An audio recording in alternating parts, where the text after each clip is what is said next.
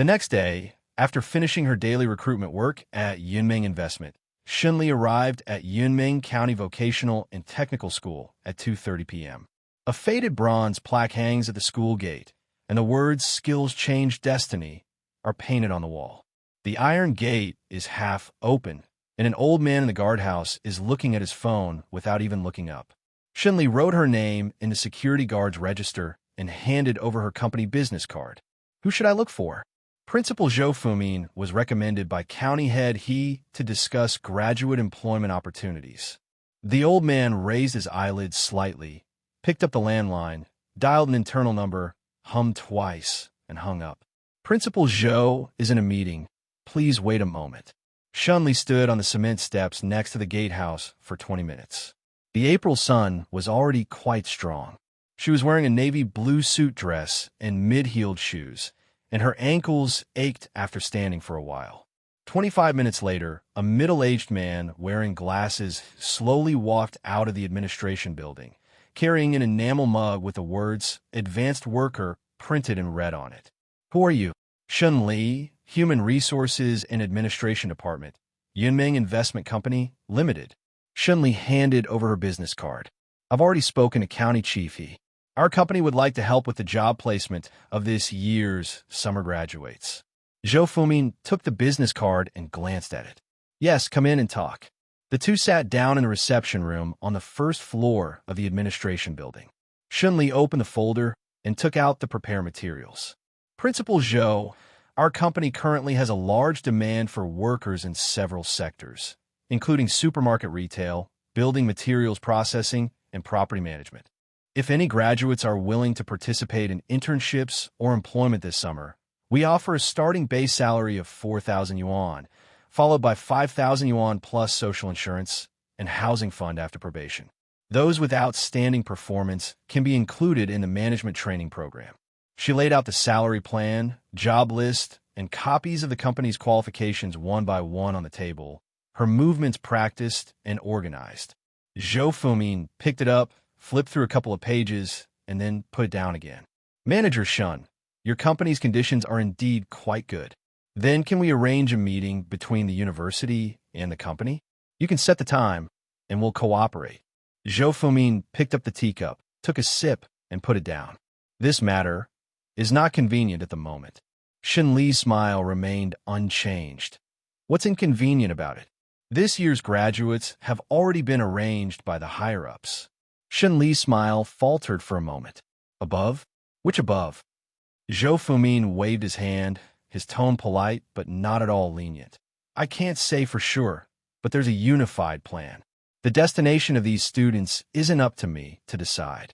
She tried again. Principal Zhou, County Chief, he personally made arrangements. We're not from unofficial channels. This, Zhou Fumin interrupted her. Manager Shun, that's all I can say. Shunli didn't say anything more, put the materials away, and politely said goodbye. After leaving the school gate, she stood by the roadside for a while, then took out her phone and sent a message to Lu Ming. We ran into a wall. Principal Zhou said there were arrangements from above, and they wouldn't let the more than 300 graduates go. Lu Ming replied instantly. Who's up there? He didn't say. Lu Ming did not reply to the message. Shunli stared at the screen for a few seconds, knowing that Lu Ming was thinking about something, so she got into the car and went back to the company.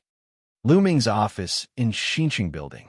County Head, he personally contacted the more than 300 graduates of the vocational high school, but Principal Zhou shut them down with a simple "there are arrangements from above."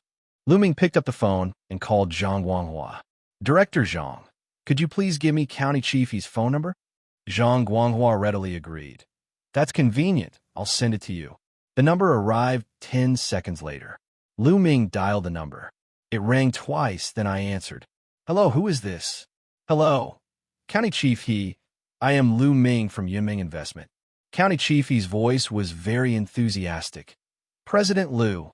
Oh, thank you so much. The employment of this batch of vocational high school graduates has always been a headache for me. Your willingness to take on so many people is a huge help. County Chief He, please don't thank me yet. There was a pause on the other end of the phone. Lu Ming said, My people went to the vocational high school. Principal Zhou's message is that there are arrangements made for these 300-plus graduates from above. County chief, he was stunned. Above? Which above? I'm not sure about that. County chief, he did not speak again. Lu Ming didn't add anything more. He had already said his piece, and the rest was up to County Chief he to figure out. Mr. Liu, I understand. Don't worry about this. I'll handle it. All right, County Chief I'll hang up now. The call was disconnected. He Guiqiang put down his phone, sat in his office, and frowned deeply. He has worked in Yunmeng County for almost 8 years, rising from the grassroots level of the Education Bureau to the position of Deputy County Head in charge of education, health, and culture. He knows the employment situation of vocational high school students very well, and this is something he worries about and has a headache about every year. Of the more than 300 graduates, less than 30% were in jobs related to their majors. Most of them went to factories on the coast after leaving school, and less than 1/10 were able to stay in the county. This year, Lu Ming finally came along. He offers a starting salary of 4,000 yuan, along with all 5 social insurances and 1 housing fund. In a county town, graduates would be scrambling to get such a job. And what was the result? Was there an arrangement from above? Which one? Secretary Sun would never do such a thing. Sun Changming wished Lu Ming could keep all the young people in the county. There is only one remaining possibility. Education Bureau. Su Guodong. He Guiqiang was in charge of education, and Su Guodong was the head of the Education Bureau. The two had a superior-subordinate relationship in terms of business, but in practice, Su Guodong was as slippery as an eel. He would never say no to the things he was asked to do, but he would never do them readily. He Guiqiang took a sip of herbal tea, and the more he thought about it, the angrier he became. He was genuinely angry. It's not about saving face, it's about the matter itself. These 300-plus children, aged 18 or 19, graduated from vocational high school with no education or skills. Where will they go if they are not provided with employment? To come to the factory to tighten screws? Lu Ming finally agreed to take the job, and a salary of 4,000 or 5,000 yuan is considered a high salary in the county. But Zhou Fumin just blocked it with their arrangements from above. What's the current status of the arrangements? What has been arranged? Can you come up with a plan? He Guiqiang picked up the landline and dialed Su Guodong's office number. Hello, County Chief, Su Guodong said calmly. He Guiqiang cut to the chase, not beating around the bush for a single word. Director Su, you have quite the airs of an official. The person on the other end of the phone was clearly taken aback. I asked around and asked Lu Ming to help arrange employment for vocational high school graduates. Wasn't that easing your burden as the bureau chief? What? Did I do something wrong? Zhou Fumin told Lu Ming's people that there were arrangements from above. I just want to ask, who made the arrangements? What were the arrangements? Where are they made to? What's the plan? Where are the documents? Su Guodong was stunned. Hadn't he just told Zhou Fumin not to interfere? All you can do is, Now, right now, come to my office and give me an explanation. After hanging up the phone, Su Guodong was still in shock and bewilderment. He didn't understand. He had just finished explaining things to Zhou Fumin when something went wrong. Most importantly, having served in the same court for so many years, he knew Zhou Fumin too well. He never went against his wishes, so what was wrong with him today? He dialed Zhou Fumin's cell phone. Hello, Director Su. I'm going to ask you something, and you'll answer truthfully. Please speak. People from Lu Ming's company came to your place today to discuss graduate employment, and you refused? Director Su, this. Answer me. I decline. Did you see the message I sent you the day before yesterday? I saw it. Then why did you refuse? Zhou Fumin remained silent, organizing his thoughts. Director Su, President Su also sent me a message. What did he say? President Su said he wouldn't listen to you. He would do things his way, and there are other arrangements for the 300 graduates during the summer. Su Guodong didn't say anything more.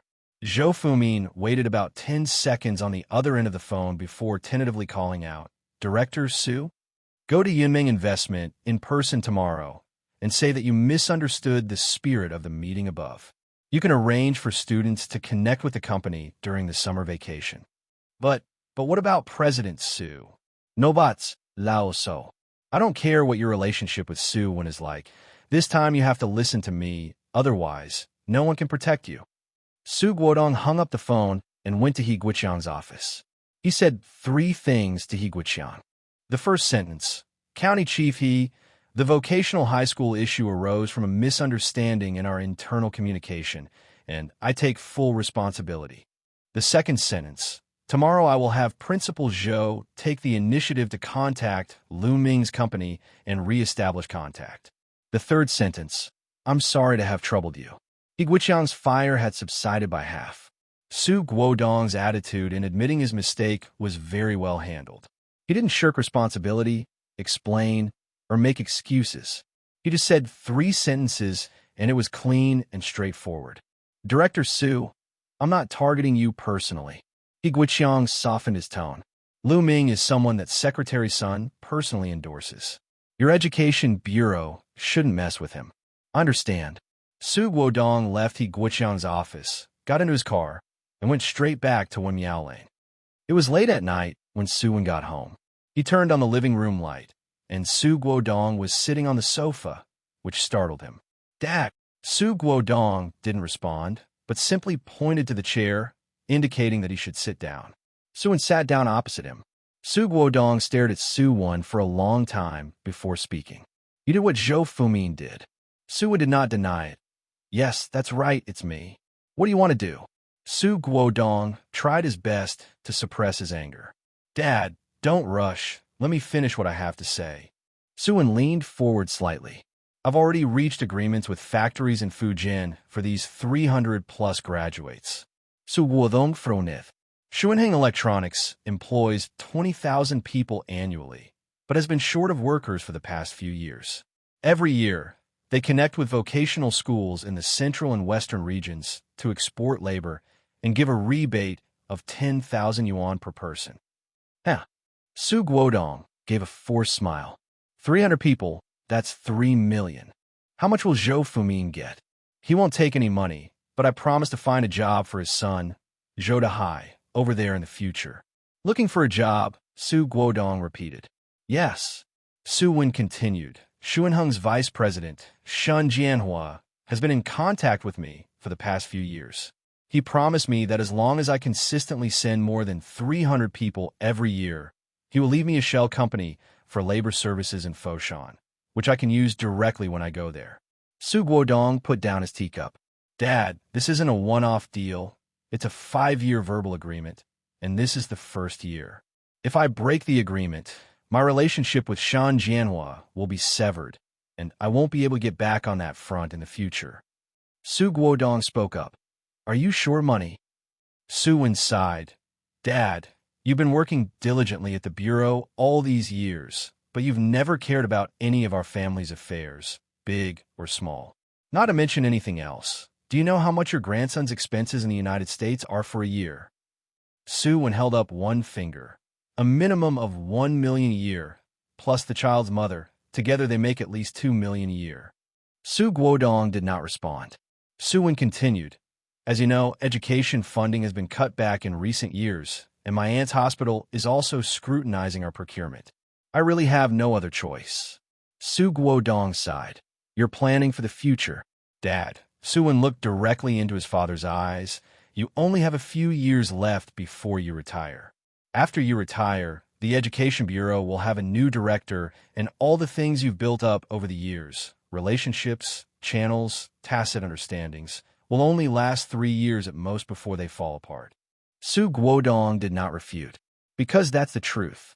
The shelf life of connections within the system is directly linked to the length of one's tenure. The saying, when someone leaves, the tea cools is not just a polite phrase, but an ironclad rule. Su Wen continued, it's the same on my aunt's side. He's 57 this year, and he won't be the hospital director for many more years. My cousin is in the criminal investigation team, but he's at the deputy captain level, and there's no way he can get higher. My second uncle is in the Municipal Discipline Inspection Commission, but he's just a section chief, and there's no position for him at all. He laid out the Su family's network of connections, one by one, in front of his father.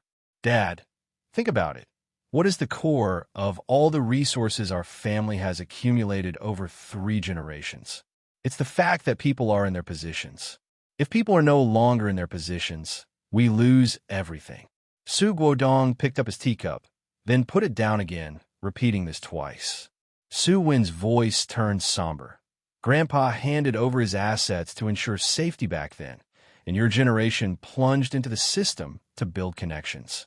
By my time, it should have been time to monetize them. But I didn't go into politics, so this line of business is broken.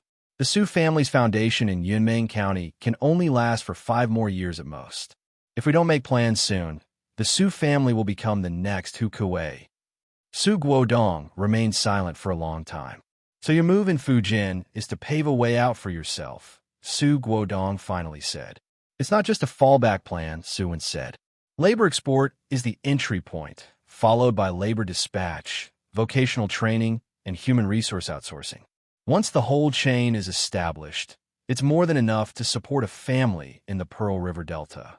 Compared to the meager profits in Yunmeng County, this is what can truly be passed down. Cities in the north, especially small county towns like ours, can't go far. They lack industries, can't retain people, and their money will only dwindle. Su Guodong stood up and walked to the pomegranate tree in the yard. He reached out and touched the tree trunk. The bark was rough and prickly. If you want to leave, I won't stop you, he said with his back to Su Wen. But you shouldn't have touched Zhou Fumin. Dad, let me finish. Su Guodong turned around, the moonlight falling on his gray hair. You don't know Lu Ming, and I don't know him completely either, but one thing I see very clearly is that Sun Changming is supporting him. By doing this, you're going against Sun Changming. I always thought you were a smart person. How could you be acting so stupidly now? Going against the top leader. Are you trying to rebel? Su Wen smiled and said, Dad, you overestimate Sun Changming. People are afraid of him simply because of his position, but anyone who reaches that position has some dirty laundry on their hands. He can win over Zhou Daxing from the County Discipline Inspection Commission, but he can't win over my second uncle. He's really driven me to the brink. Su Guodong could hardly believe his ears, staring wide-eyed at Su Wen. What else do you want to do? Humph. You've driven me to a dead end. Su Wen sneered. Then let the world change in Yunmeng County as it may. Su Guodong never expected that Su Wen had become so audacious. As long as the Green Hills remain, there will always be firewood to burn. Su Wen seemed to have only remembered the 2 words, not afraid. He was cautious throughout his life, always walking on thin ice. The survival strategy of the Su family over generations can be summarized in 4 words. Go with the flow. They were riding the coattails of the top leader and taking advantage of the system's influence. Whoever occupies that position, the Su family will cooperate with them. They will never take the lead, never stand out, and certainly won't be foolish enough to overturn the table. The person who overturns the table is often the one who dies the fastest. You still want to mess with Sun Changming? Su Wen said fearlessly. It's best if things stay peaceful. If you really push me too far, what can I do? Do you know what you're saying? You have your second uncle from the Municipal Commission for Discipline Inspection behind you. Do you think Sun Changming doesn't have anyone backing him? Could he have become the top leader without anyone? Don't ruin the Su family's generation's old business in your hands. Su Wen's shoulder twitched, as if he wanted to say something, but then he held back. Su Guodong walked up behind him, his voice turning colder. Clean up the Zhou Fumin matter. From today onwards, you are not allowed to use any resources in the education sector to touch Lu Ming's business. Su Wen finally turned around. Moonlight streamed in from outside the courtyard wall, illuminating his face, where his expression remained calm. Dad, I'll listen to you. Su Guodong stared at him for a while, but couldn't read anything extra from his face. Go to sleep. Su Wen went upstairs and closed the door to her room. Su Guodong stood in the courtyard for a long time. He returned to his study, sat in a chair, and did not turn on the light. He was thinking about something. When Su Wen said, I'll listen to you, the tone of those 3 words was exactly the same as when she said, I know, when she was a child. The same perfunctory response. Su Guodong shook his head, turned around, and went back to his bedroom. He opened a hidden compartment in the floor tiles, where there was a box containing 50 gold bars that his father had left him. He didn't expect that the day to touch these gold bars would come so soon. This family, it just fell apart like that. The next morning, at 10 a.m., New City Building, third-floor conference room. Zhao Yizhou walked in carrying a stack of reports, followed by two supervisors, each holding a folder. Lu Ming sat at the head of the long table, a cup of tea in front of him. He swiped his phone screen twice, locked it, and looked up. Speak. Zhao Yizhou turned to the first page of the report. In the third week of April, Wan Jiafu's total sales across all categories reached 6.12 million yuan, an increase of 11% compared to the previous week. Fresh produce accounted for the highest proportion, reaching 37%, and the repurchase rate remained stable at over 63%. Lu Ming nodded. What's the problem? Zhao Yizhou turned 2 pages. The biggest problem is still people. He took out a schedule, which was covered with red markings. Currently, the store has 231 employees on duty. Based on our service standards and shift schedule, we are short at least 80 people. The fresh produce section is the most in need, with a shortage of 40 people for the 3 jobs of cutting, sorting, and packaging. We are also short 20 people for cashiers and customer service. Lu Ming looked at the schedule, but didn't say anything. Zhao Yizhou hesitated for a moment, then said, "There's something else. Recently, many employees have come to me saying that their children will graduate from vocational high school in June and are asking if they can get a job at Wan Jiafu." How many people asked this? More than a dozen, especially concentrated in the last 2 days. Zhao Yizhou rubbed his hands together. There's a lady in the inventory team who told me that her daughter studied hotel management and is willing to start from the bottom, even if it means taking over her own job, so she can go back to farming. Lu Ming leaned back in his chair and tapped the table twice with his fingers. There's no need for replacements. We're already short-staffed. We'll go through the normal recruitment process and hire anyone who meets the requirements. Zhao Yizhou nodded. Then I'll have HR open a referral channel. Yes, but the standards cannot be lowered, Lu Ming said. Internal referrals and external hires should be treated equally, and the training and assessments should be the same. Don't give preferential treatment just because someone is an employee's child. Fairness must be guaranteed. Clear.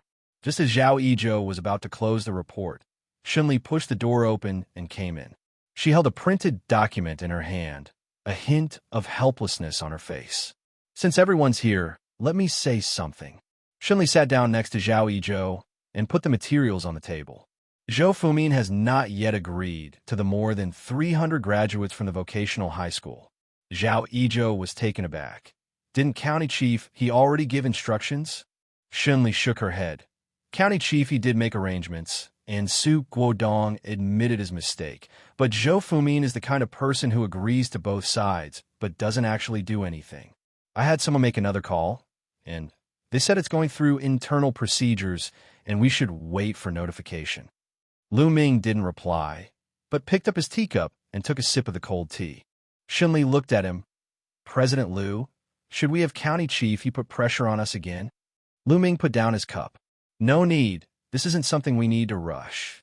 Zhou Fumin was also caught in a dilemma, unable to find a solution. On one side are Lu Ming and He Guoqiang, and there is a high probability that Sun Changming is also behind them. Logically speaking, this is not a choice at all. However, he also knew in his heart that his good-for-nothing son, Zhou Dahai, with his career nearing its end, as a parent, he felt he should leave a way out for his children and grandchildren. Besides, Yunmeng County was no longer the Yunmeng County of the past, where you could dig up gold nuggets with a single shovel. The coal mines have long been depleted. The infrastructure is underdeveloped, and the interpersonal relationships are complex and complicated. Asking Zhou Dahai to deal with these social complexities is like sending a lamb to the slaughter. In the foreseeable future, it will be difficult for Zhou Dahai to live well in this small northern city. Just then, Su Guodong called. Hello, Director Su. Su Guodong cut straight to the point. Fumin, have you spoken to Lu Ming yet? Not yet. Zhou Fumin didn't lie. I understand your difficulties. As parents, how can we not consider our children? Su Guodong said. But you have to understand one thing. Is there any certainty about Su Win's matter? I think it's hard to say.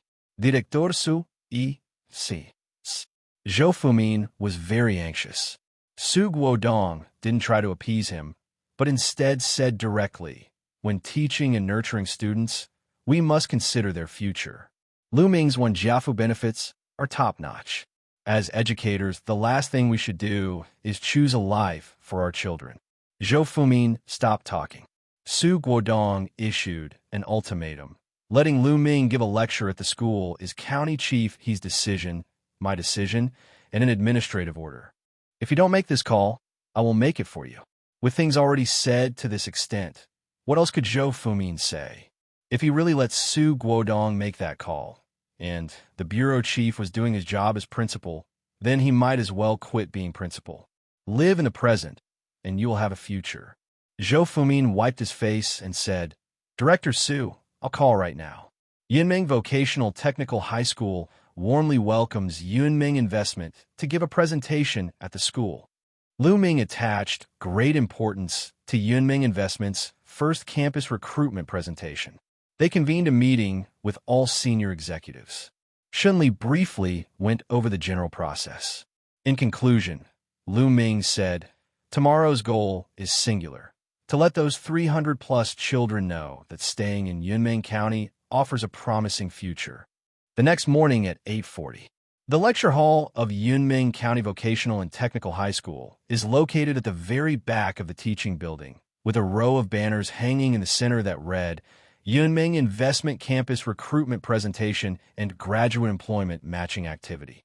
Shunli stood to the side of the stage, giving the PPT a final check on her phone screen.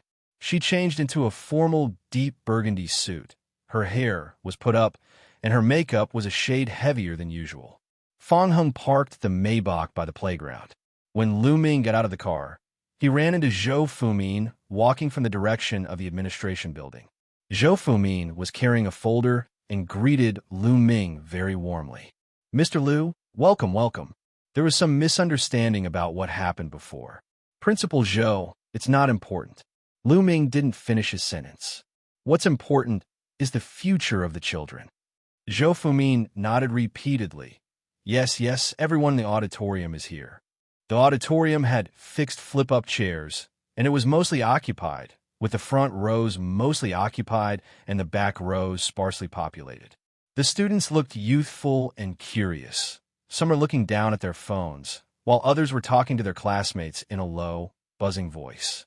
When they saw Fang Yu, Chun Sitian, and Li Man, a few boys whispered among themselves, They're so pretty.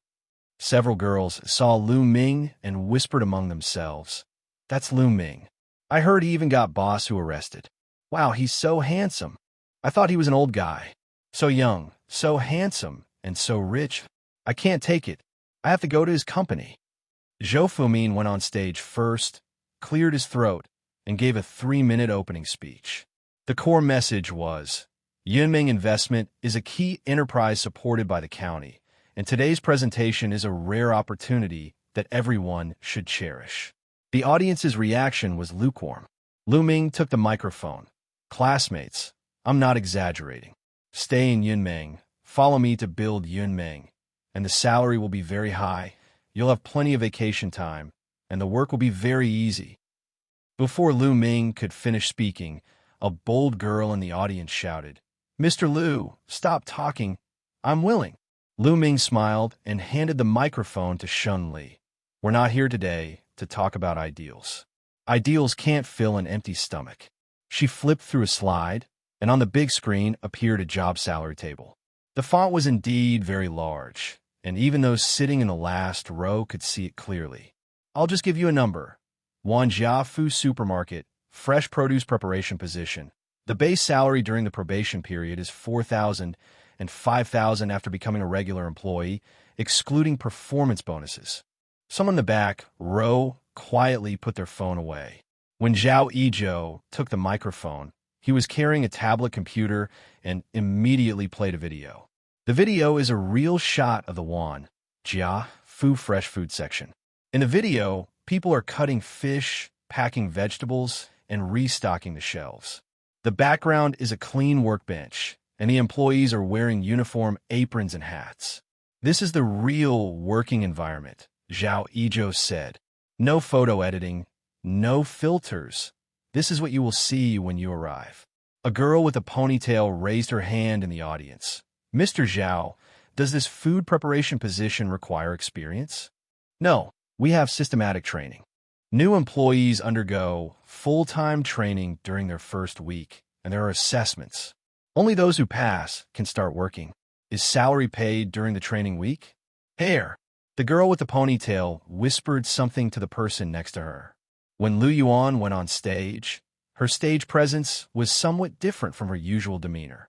She sat on the stage, wearing thin-rimmed glasses, open to form, and didn't say anything unnecessary. I'd like to explain the salary structure in 3 points. First, we operate on a weekly salary system, with the previous week's salary paid every Friday without delay. Secondly, the 5 social insurances and 1 housing fund are paid based on actual wages, not the minimum wage base. These 2 methods are very different. Your social security records after leaving the company will directly affect your eligibility for future home loans. Many companies will not tell you this detail, but we will. Third, performance bonuses are calculated monthly, and the figures are open and transparent. Every employee can check their own performance calculation for the month, so there is no situation where money is deducted arbitrarily. Weekly salary? You can earn 1,000 yuan a week, one of the boys asked. Lu Yuan replied, that's not all. You haven't even included bonuses and performance-based pay. Chun Sitian and Li Man were the last to go on stage. The 2 stood on the stage. Chun Sitian wore a fitted off-white suit, exuding a professional yet refined air, while Li Man wore a black suit, radiating a calm and composed aura. A boy wearing a hat in the audience whispered, the black and white duo. They really have my eye on this. I'd be willing to date them, drive luxury cars, and live in mansions. The person next to him said, who's having trouble urinating? Give him a strong dose. Don't give him any sweetness. Chun Sitian didn't beat around the bush and said directly, we are the new business entertainment complex in Yunmeng County. The positions we are recruiting include event planning, customer reception, and scene operation. This sector is still in the planning stage, so if you join now, you'll be part of the founding team. The boy wearing the hat raised his hand immediately. What specific business do you do? Li Man chimed in, hot springs, leisure, and cultural experiences are all about making people willing to spend money and wanting to come back. Does anyone here have experience in the service industry and know what the most difficult part is? A voice suddenly emerged from somewhere in the middle. Customer satisfaction? Make yourself satisfied first, Li Man said. If you yourself don't think this place is worth staying, why should others think it is? We only want people who approve of Yunmeng County and this project, not just people who are there to make up the numbers. Chun Sitian continued. What President Li means is that we will definitely provide everyone with a working environment that you can't find fault with. The atmosphere was very lively. The meeting, which was supposed to last an hour and a half, didn't end until 11 o'clock. After the presentation, no one left the auditorium immediately. A simple information desk was set up on site. Lu Yuan sat on one side, and Shun Li sat on the other side. The students in front of them formed a winding line that led all the way to the door. Fang Yu leaned against the wall by the side door of the lecture hall, flipping through a template of a labor contract in her hand. Occasionally, a student would come over and ask her question. How many years is the contract for? How many months is the trial period? She put down the materials and answered them one by one, her tone neither hurried nor slow. Zhou Fumin stood at the edge of the stage, his expression somewhat complicated. He had been a principal for over 20 years and had seen too many recruitment presentations, most of which were just reading from a script on a PowerPoint presentation, and the students slept even more soundly than in a regular class. He had only seen such a scene and the students' enthusiasm a handful of times in his life. Lu Ming didn't stay on the stage. He stood at the back of the lecture hall against the wall, watching the line. Taking advantage of the break while the job change documents were being processed, Shinli quickly walked over and reported in a low voice. Initial registration of interest has been completed by 67 people, and the number is still increasing. Lu Ming glanced at the line and said, "Let them talk slowly, don't rush them." At 2 p.m., the finishing touches were basically completed, and Shunli compiled the registration forms for the day into a booklet. 114 people registered their interest, accounting for 30% of the students present that day. Just then his phone rang. It was Sister Hua calling. The voice on the other end of the phone was noisy. "Mr. Liu, we've basically agreed to everything. We have a question for you on Wednesday." Before Lu Ming could speak, Zhou Sanner's voice came through. "President Liu, I just want to ask you, can we use our properties as equity in your Hot Spring Town guest house?" Lu Ming did not answer immediately. He leaned closer to the back door of the lecture hall, his gaze shifting from the slowly moving consultation team. He mentally reviewed the terrain of Wonquan Village. The stream, the old locust tree, the moss on the bluestone path, and the old man squatting against the wall, tapping his pipe. The fact that Zhou Sanner made such a request doesn't necessarily mean he really wants to invest. He's just trying to bargain. "I'll go there this afternoon to talk in person." There was a pause on the other end of the phone. Then Zhou Sanner said, "Okay." At 3:30 p.m., the Maybach turned back onto the bumpy country road. Fong Hung drove very steadily. Occasionally, the chassis would lightly brush against a protruding rock. His brow twitched, but he didn't say a word. Fong Yu sat on the right side of the back row, with a folder on her lap containing the framework clauses she had hastily compiled after the presentation. She was writing with her head down, the sound of her pen moving softly across the paper. Lu Ming glanced at it from the side. "What are you writing?" "You need to figure out the legal framework for the shareholding structure. What vehicle to use, direct shareholding or beneficial ownership certificates. The tax treatment of these two paths is completely different." Fong Yu didn't look up. "How do you plan to negotiate with them?" "I haven't decided yet." Fong Yu paused for a moment, then looked up at him. Lu Ming added, "We'll talk about it when we see the person." At the entrance of Wonquan Village, under the locust tree, Sister Hua was already waiting there, with Zhou Sanner standing next to her, along with 3 or 4 elderly men, all of whom were heads of households in the village. Zhou Sanner spoke first. "Mr. Liu, I just want to ask you one thing. How much can you earn in a year with your guest house business?" "It's hard to say how much I'll earn right now," Lu Ming said. Zhou Sanner squinted his eyes. Lu Ming continued, "You can use the house as an investment, but there's a condition for the dividends." Zhou Sanner straightened up. "What are the conditions?" "Bonus is linked to performance evaluation." It was quiet under the shade of the trees. Lu Ming took 2 steps forward and stood directly in front of the stone table. "After guests stay at your homestay, they will rate it on the platform. If the service is good and the rating is high, your share of the profits will be higher. If the service is poor and the rating is low, your share of the profits will be reduced." He paused for a moment, then said, "It's not that I'm making things difficult for you. It's just that in this business, your attitude directly determines whether tourists will come back. If tourists don't come back, the profits will be gone." Zhou Sanner frowned and thought for a while. "If we provide good service, what's the highest possible commission?" Fong Yu opened the folder and pointed to a line of numbers on the top. "According to the data from several mature hot spring towns we referenced, 15% to 20% of the room revenue will go into the villagers' profit pool and then be redistributed according to the area and rating coefficient." That was about a year. Zhou Sanner counted on his fingers. "It's hard to calculate right now because it hasn't opened yet," Lu Ming said. "But there's one thing you need to know. If you take this dividend, you won't participate in the dividends from other projects in the hot spring town. You have to choose one, and they won't be combined." The old man next to him with the pipe slowly spoke up. "Why can't they be stacked?" "Rules." Lu Ming looked at him. "Business operations also have costs. If I share profits from the homestay and other projects, I won't make any profit. I might as well not do it." The old man nodded and said nothing more.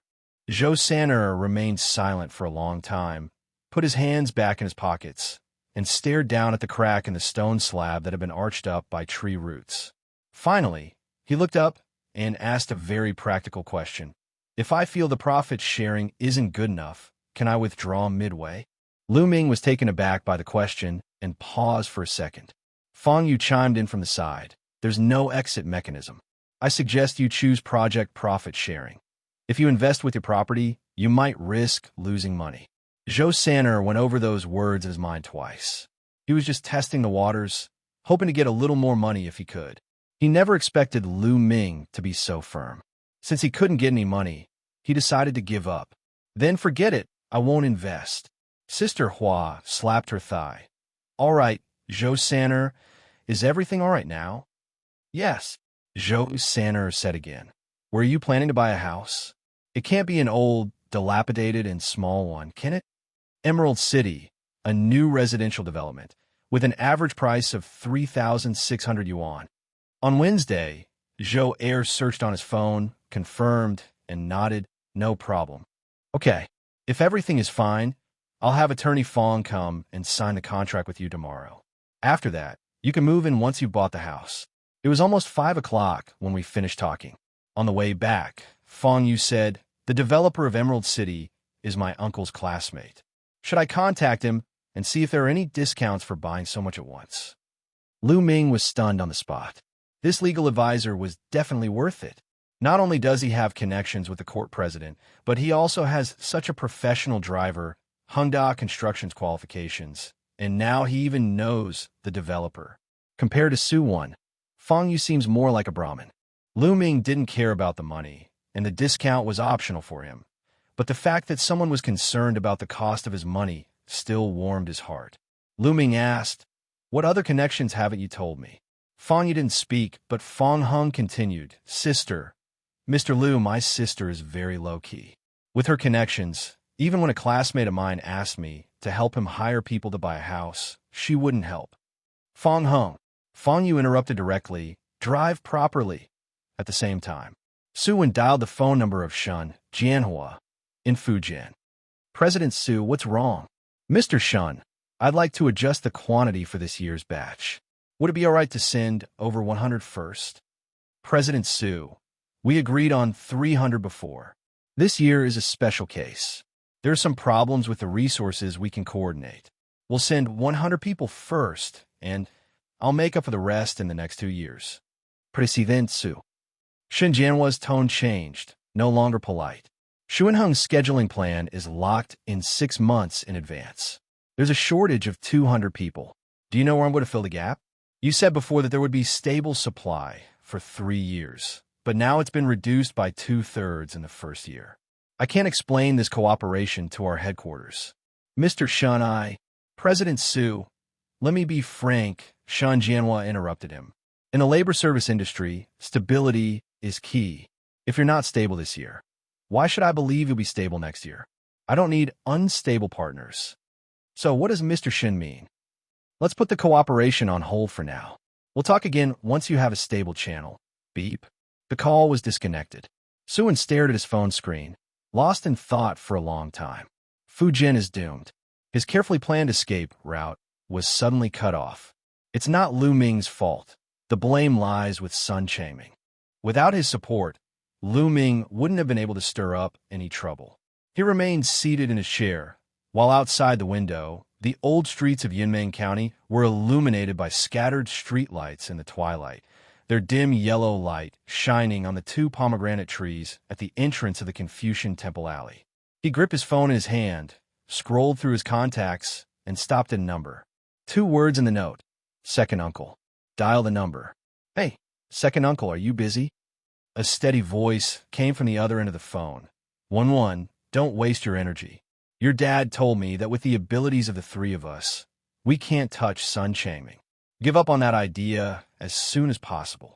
So Wendy Man Saident. The person on the other end of the phone said again, Sun Changming will retire in 2 years at most. 2 years is not much. He could just hang in there. Before Su-wen could reply, his second uncle hung up the phone. Lu Ming had Fong Hung drive directly to Emerald City. I know a bit about Qinyi, Fong Yu said, looking at the passing street scene outside the window. He is the actual controller of Taiyu Real Estate and a developer who started in Yunmeng County. He made his first fortune through urban renewal projects in his early years, but later he took too big a step and acquired 3 plots of land in the new city. Emerald City is the largest of them. How's the funding situation? Lu Ming asked.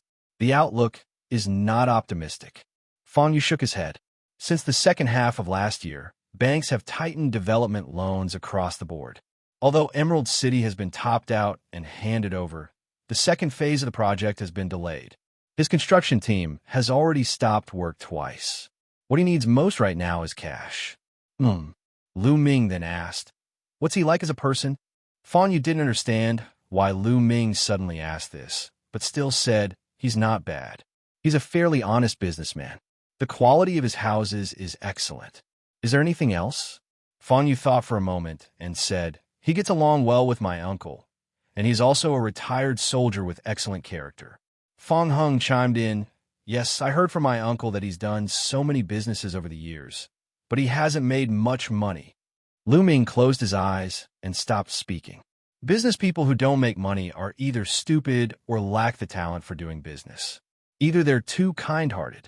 The Maybach turned at an intersection, and a huge complex of buildings came into view. The towering building's exterior is painted with beige real stone paint, and a magnificent European-style archway stands at the entrance, with the 3 gilded characters Emerald City hanging above it. The car was parked in front of the sales office plaza. Fang Hung got out of the car and opened the back door. The red carpet at the entrance of the sales office stretched all the way down the steps. Qin Yi stood at the end of the red carpet. He was in his early 50s and looked very energetic in a well-tailored dark suit. Upon seeing Lu Ming get out of the car, Qin Yi immediately came forward and offered his hands. President Lu, I've heard so much about you. It's great to finally meet you in person today, Qin Yi said with a beaming smile. Lu Ming extended his right hand and gave him a light handshake. Mr. Qin, you're too kind. Fang Yu walked to Lu Ming's side. Qin Yi turned to look at Fang Yu, smiling and nodding.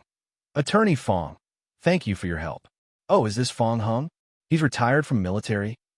Fang Hung nodded. TSK, what a handsome man. Qin Yi said, come on in. Please come inside and have some tea first. The sales office lobby is spacious and bright, with a huge crystal chandelier hanging above the model. There are almost no customers looking at properties in the lobby, only a few sales staff in uniforms standing ramrod straight. Qin Yi led Lu Ming to the VIP reception room. On the solid wood tea table, a purple clay teapot is steaming. Qin Yi personally poured the tea and pushed the teacup in front of Lu Ming with both hands. President Lu, I must toast you with this cup of tea. Qin Yi picked up his own cup. That malignant tumor, Kuei, has been entrenched in the Yunming County building materials market for so many years, and everyone has suffered under his wrath for too long. President Lu's swift action this time, uprooting him completely, is truly gratifying and a great service to the people. Lu Ming picked up his teacup, took a small sip, then put it down. He looked up at Qin Yi, but didn't continue the conversation with Kuei. Qin Yi's smile froze for a moment, then quickly returned to normal. He was a smart man and immediately understood that Lu Ming wasn't interested in such empty talk about forming cliques. Let's not talk about the past. Qin Yi chuckled twice, then smoothly changed the subject. I heard from Attorney Fang that President Lu came this time to see a batch of ready-built houses. Lu Ming nodded. There are more than 20 households in one Quan village that need to be resettled. Qin Yi's eyes lit up. With over 20 properties, that translates to several million in cash inflow. No problem. It's my honor that Mr. Lu has taken a liking to Emerald City. As for the price, I will definitely offer the lowest internal discount in the county. Qin Yi stood up. Shall I take Mr. Lu to see the apartment layouts on the model? Let's skip the model, Lu Ming said, standing up as well. If it's convenient, shall we just take a walk around the neighborhood? Qin Yi led the way, and the group walked out of the VIP room, through the back door of the sales office, and directly into the Emerald City residential complex. The landscaping in the community is indeed very good, with tall ginkgo trees planted on both sides of the main road, and the shrubs neatly trimmed.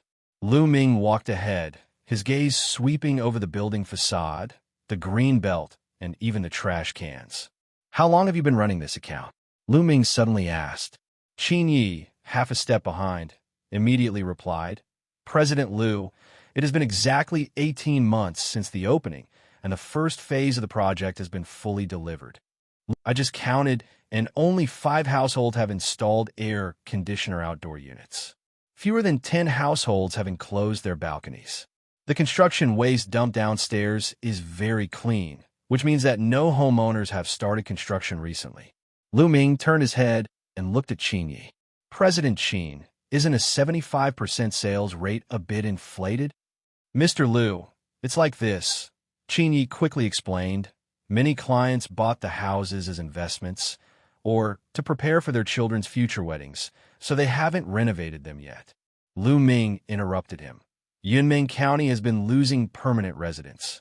Most locals own self-built houses or houses in older neighborhoods. Houses in the new urban area have very low investment value. Nobody will buy houses here and leave them empty to wait for appreciation. Qin Yi opened his mouth, but no words came out. Lu Ming continued walking forward. How many plots of land do you still have? Lu Ming asked his third question. This time, Qin Yi didn't lie. In addition to the land for the second phase of Emerald City, there is also a 120-acre commercial and residential land in the northern suburbs. It was just acquired last year, and all the procedures are in place, but construction has not yet started. What's the reason construction hasn't started? Lu Ming stopped in front of Scenic Pavilion, turned to look at Qin Yi, and asked, Funding? Yes. Qin Yi gave a wry smile. President Liu, I won't lie to you. Sales revenue is slow right now, and we need the money to start the second phase of construction, so I'm really short on funds lately. It seemed the rumors were true. This Lu Ming was definitely not someone to be fooled.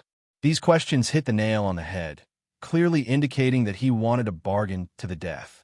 But there was nothing he could do. He was really short of money right now. However, Lu Ming didn't bring up the topic of buying a house, so Qin Yi didn't feel comfortable bringing it up directly either. After thinking for a while, he changed his approach. Mr. Liu, I heard that you acquired more than 800 acres of land in Xishan and are planning to develop a hot spring tourism town. Qin Yi leaned forward. Such a large project, with massive amounts of work involved in the later stages of real estate development, hotel construction, and landscaping. Taiyu Real Estate has been operating in Yunmeng County for over a decade. We have all the necessary qualifications and a skilled team. Could we perhaps collaborate? Qin Yi was very shrewd in his calculations. Selling houses is only a temporary solution. If they can get on board the Hot Spring Town project and secure some of the construction contracts, Taiyu Real Estate can be completely revitalized. After hearing this, Lu Ming's lips curled up slightly. He was waiting for Qin Yi to take the initiative to ask for the project. Cooperation? Lu Ming smiled. Of course. Qin Yi was overjoyed and was about to express his gratitude. Lu Ming raised his hand, interrupting him. However, we need to change the way we cooperate, Lu Ming said calmly. Qin Yi was taken aback, and the smile on his face faded slightly. In what way? Qin Yi asked. Lu Ming looked into Qin Yi's eyes and spoke calmly. I will acquire Taiyu in its entirety. Lu Ming's words shocked everyone present. Qin Yi looked at Feng Yu incredulously. You found me a big client. After a brief moment of surprise, Feng Yu quickly realized why Lu Ming had been asking about Qin Yi's situation on the way. It seemed he had been planning to acquire him for some time. Feng Hung secretly gave a thumbs up, thinking, wow, that's awesome. They practically bought the developer's house. Qin Yi stared at Lu Ming for a long time. President Liu, this joke has gone too far. Lu Ming didn't speak, just looked at him quietly. Taiyu Real Estate is something I built from scratch, and after more than 10 years, it's like my son. Qin Yi waved his hand, his attitude resolute. Selling the company is impossible. If President Liu feels that the construction cooperation is not suitable, then let's make friends today. I'll still give you the lowest discount in the county for the 20-odd houses. Qin Yi was a man who cared about his reputation, and in Yunmeng County, he was considered someone of some importance. He can be a contractor, but he can't get over the mental hurdle of selling his company and working for someone else. Better to be the head of a chicken than the tail of a phoenix. This is the unwavering belief of the older generation of business people. Lu Ming remained calm and composed. President Qin, half of my son is sick and needs treatment. Qin Yi frowned. What does President Lu mean? Lu Ming turned around and began to calculate the accounts.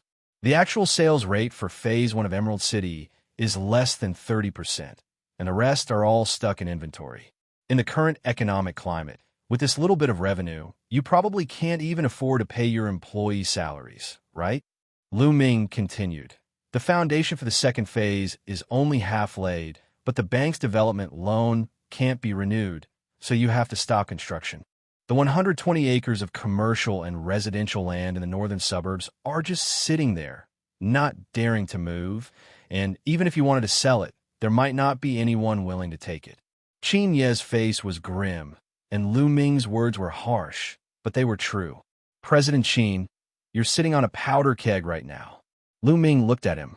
I have a hot spring town, an agricultural industrial park, and a new business complex behind me, totaling billions of yuan in construction work. If you don't take my jobs, I can find large construction groups from the city or province to do them anytime. Lu Ming paused for a moment. Then his tone became extremely authoritative. But if you don't take my jobs, you might not even survive this year. So, Mr. Qin, I'm giving you a chance to live, not trying to take it by force. Qin Yi remained silent for a long time before speaking again. President Lu, I, Qin Yi, have been working for over 10 years since I retired from the military. I've never worked for anyone before. Lu Ming laughed. Living is far more important than saving face. No one spoke up. Fang Heng's face was filled with obvious admiration. After a while, Lu Ming slowly spoke. Regarding the acquisition price, I will have a third-party institution conduct a fair assessment based on the actual assets. I won't hold you back a single penny, and Taiyu's name will be retained. You will remain the general manager of Taiyu, fully responsible for the construction management of all projects. Qin Yi was stunned. High annual salary, plus project performance bonuses. Your original engineering and management teams will be retained without any layoffs. Lu Ming looked at him and said, President Qin, the team and reputation you've built up over the past 10 years are valuable. I bought Taiyu not to dismantle it, but to give it jobs that you wouldn't have dared to even dream of before. Qin Yi's eyes flickered violently. Without the burden of debt, without having to beg for loans, and still able to work with his old colleagues. And most importantly, there are billions of dollars worth of super projects to come. In the current market environment, this is undoubtedly the best choice. Just then, Fang Yu, who had been standing silently to the side, felt her phone vibrate. She glanced down at the screen, then looked up at Lu Ming and said, Mr. Lu, Sister Hua sent a message. The resettlement contracts for the 20-odd households in Wunquan village can be signed tomorrow. She asked you how the resettlement housing is going. Lu Ming was taken aback, but then nodded and turned to look at Qin Yi. President Qin, did you hear that? The resettlement of the villagers in the hot spring town has been settled, and the next step is to start construction. If we can't reach an agreement today, then I'll have to look for solutions elsewhere. Looking at the man in front of him who was more than 20 years younger than him, Qin Yi suddenly felt a little dazed. At 25, he casually smashed a business worth over 1 billion yuan. His shrewd and experienced style was chilling. First, I'll expose all your cards, then I'll show you a golden road you can't refuse. The stagnant waters of Yunmeng County are truly about to change. Qin Yi let out a long breath, and his tense shoulders relaxed. President Lu, could you give me some time to think about this? Qin Yi said with a wry smile. No, Lu Ming shook his head. It's not that I don't want to give you a chance to consider. It's just that the hot spring village can't wait. I hope President Qin understands. I've been working for over 10 years, and I've never actually worked for anyone else. Lu Ming smiled and said, President Qin, you've never taken on a project worth billions before. Qin Yi took out a pack of cigarettes from his pocket, lit it, and took a deep drag, which made him cough repeatedly. After a long pause, he finally extended his hand. President Lu, from now on, Taiyu will be in your hands. Lu Ming shook hands and said, "It's a pleasure to cooperate." Attorney Fong will be in charge of the acquisition. Qin Ye's emotions were complicated. There was a sense of relief at selling the company, a sense of resentment, but mostly there was anticipation for the future. He no longer has to face debt collection calls every morning when he opens his eyes, and he no longer has to worry about his old buddy starving because of him. "Mr. Liu, what's the acquisition price?" Qin Ye asked. "Find a professional third-party assessment," Lu Ming said.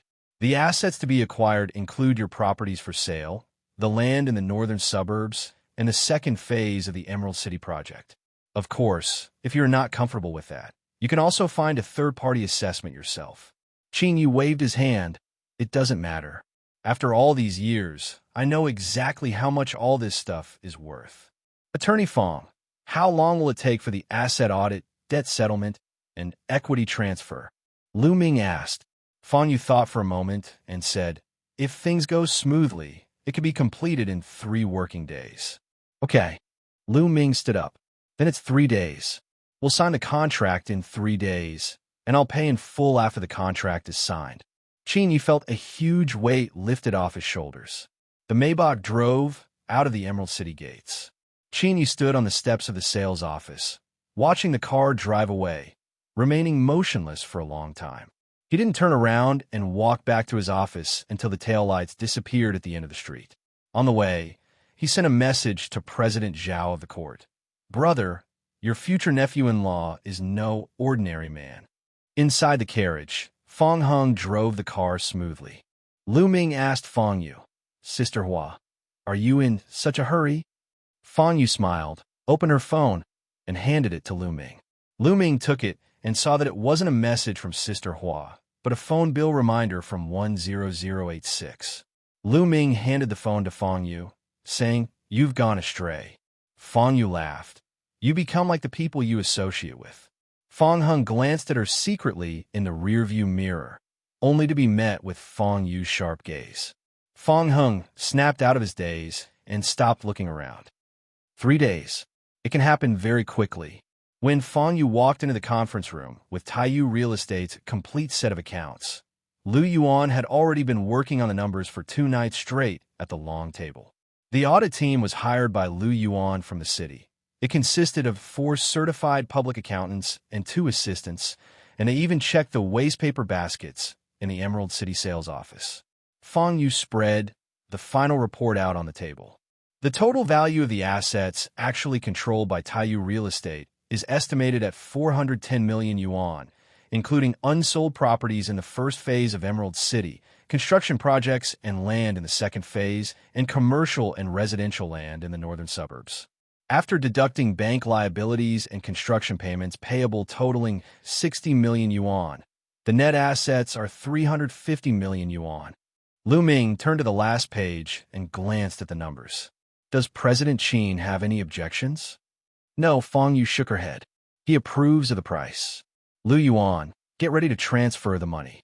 Lu Yuan stared at the bank co-managed account in her hand, clicked the transfer button, and 350 million was transferred out of the account. 2 months ago, she had to ask the seller for a discount when buying clothes online for 100 yuan. Now, more than 300 million yuan has been spent, and she doesn't even blush or skip a beat. People really can be tamed by money. At 2 p.m., Lu Ming, Qin Yi, and Fong Yu completed the final signing of the equity transfer agreement of the new city building. When Qin Yi pressed his fingerprint on the contract, his fingers were dry. Fong Yu handed him a box of ink pads. He dipped his ink pad twice and pressed it again, this time making a very clear imprint. "President Qin, from today onwards, you will still be fully responsible for the daily operations of Taiyu. The civil engineering work for the hot spring town will begin next week." Lu Ming stood up and shook hands with him. Qin Yi nodded, his handshake firm. "Don't worry, Mr. Liu. We'll definitely do a good job." Lu Ming smiled and said, "The building materials will be sourced from Chongqing Wood Industry." After Qin Yi left, only Lu Ming, Lu Yuan, and Shunli remained in the conference room. Shunli placed a design draft on the table and pushed it in front of Lu Ming. "Mr. Liu, the acquisition of Taiyu is complete." Your new business cards need to be reprinted. Lu Ming was puzzled. Lu Yuan leaned closer. We'll have to reprint it, won't we? Let me calculate it for you. Founder of Yunming Investment Company, Limited, chairman of Wanjiafa Shopping Plaza, chairman of Taiyu Real Estate, actual controller of Chongqing Wood Industry, initiator of Yunming Hot Spring Cultural Tourism Town Project. At this point, Lu Yuan took a breath. Brother, this isn't over yet. There's more to come. Investors in the Yunming County Agricultural Products Deep Processing Industrial Park and major shareholders of the new business format Cultural and Entertainment Complex. Shinli leaned back in her chair and added with a smile, the people at the advertising company told me that President Lu has too many titles and the regular business card size simply can't fit them all. Even with the font size shrunk to the smallest, it looks like an eye chart. They suggested either making folded business cards or just printing a few of the most important ones. Lu Yuan sorted the signed documents into the file folder in order, shaking her head as she did so. The two looked at each other and shook their heads simultaneously. Shinli smiled and said, President Lu, if you want to print business cards, you'll need to use A4 paper. Lu Yuan rarely showed a smile. If the front can't fit, we'll print it on the back. Lu Ming looked up and glanced at the two of them. Aren't you two getting enough work today? Upon hearing this, the two returned to their respective posts. After a quick lunch, Lu Ming lay down on a chair for a short rest. He did some mental calculations. 60 million a day, and now, more than 2 months later, there are over 3 billion in the account. 30 billion sounds like a lot, but there are many projects to be undertaken.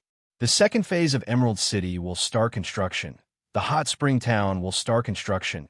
The 120 mu of commercial land in the northern suburbs will also be put on the agenda, and there is also the industrial land in Shilapu. Each of these is a huge opening. Lost in thought, Lu Ming fell into a deep sleep. On the other side, Wenmiao Lane, the old residence of the Su family. Su-wen sat on the mahogany sofa in the living room, a cigarette in his hand.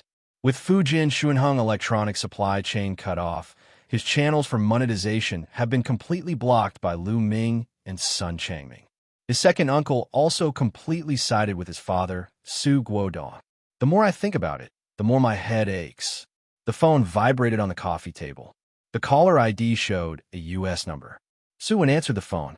Honey, a woman's sweet voice came from the other end of the phone, with soft music playing in the background. Su-wen leaned back on the sofa and rubbed his temples. What are you doing? I just finished chatting with a few mothers who are accompanying their children to study in China. The woman's voice was filled with contentment. Why haven't you video called me these past few days? My son was talking about you yesterday. I've been busy lately, Su-wen replied casually.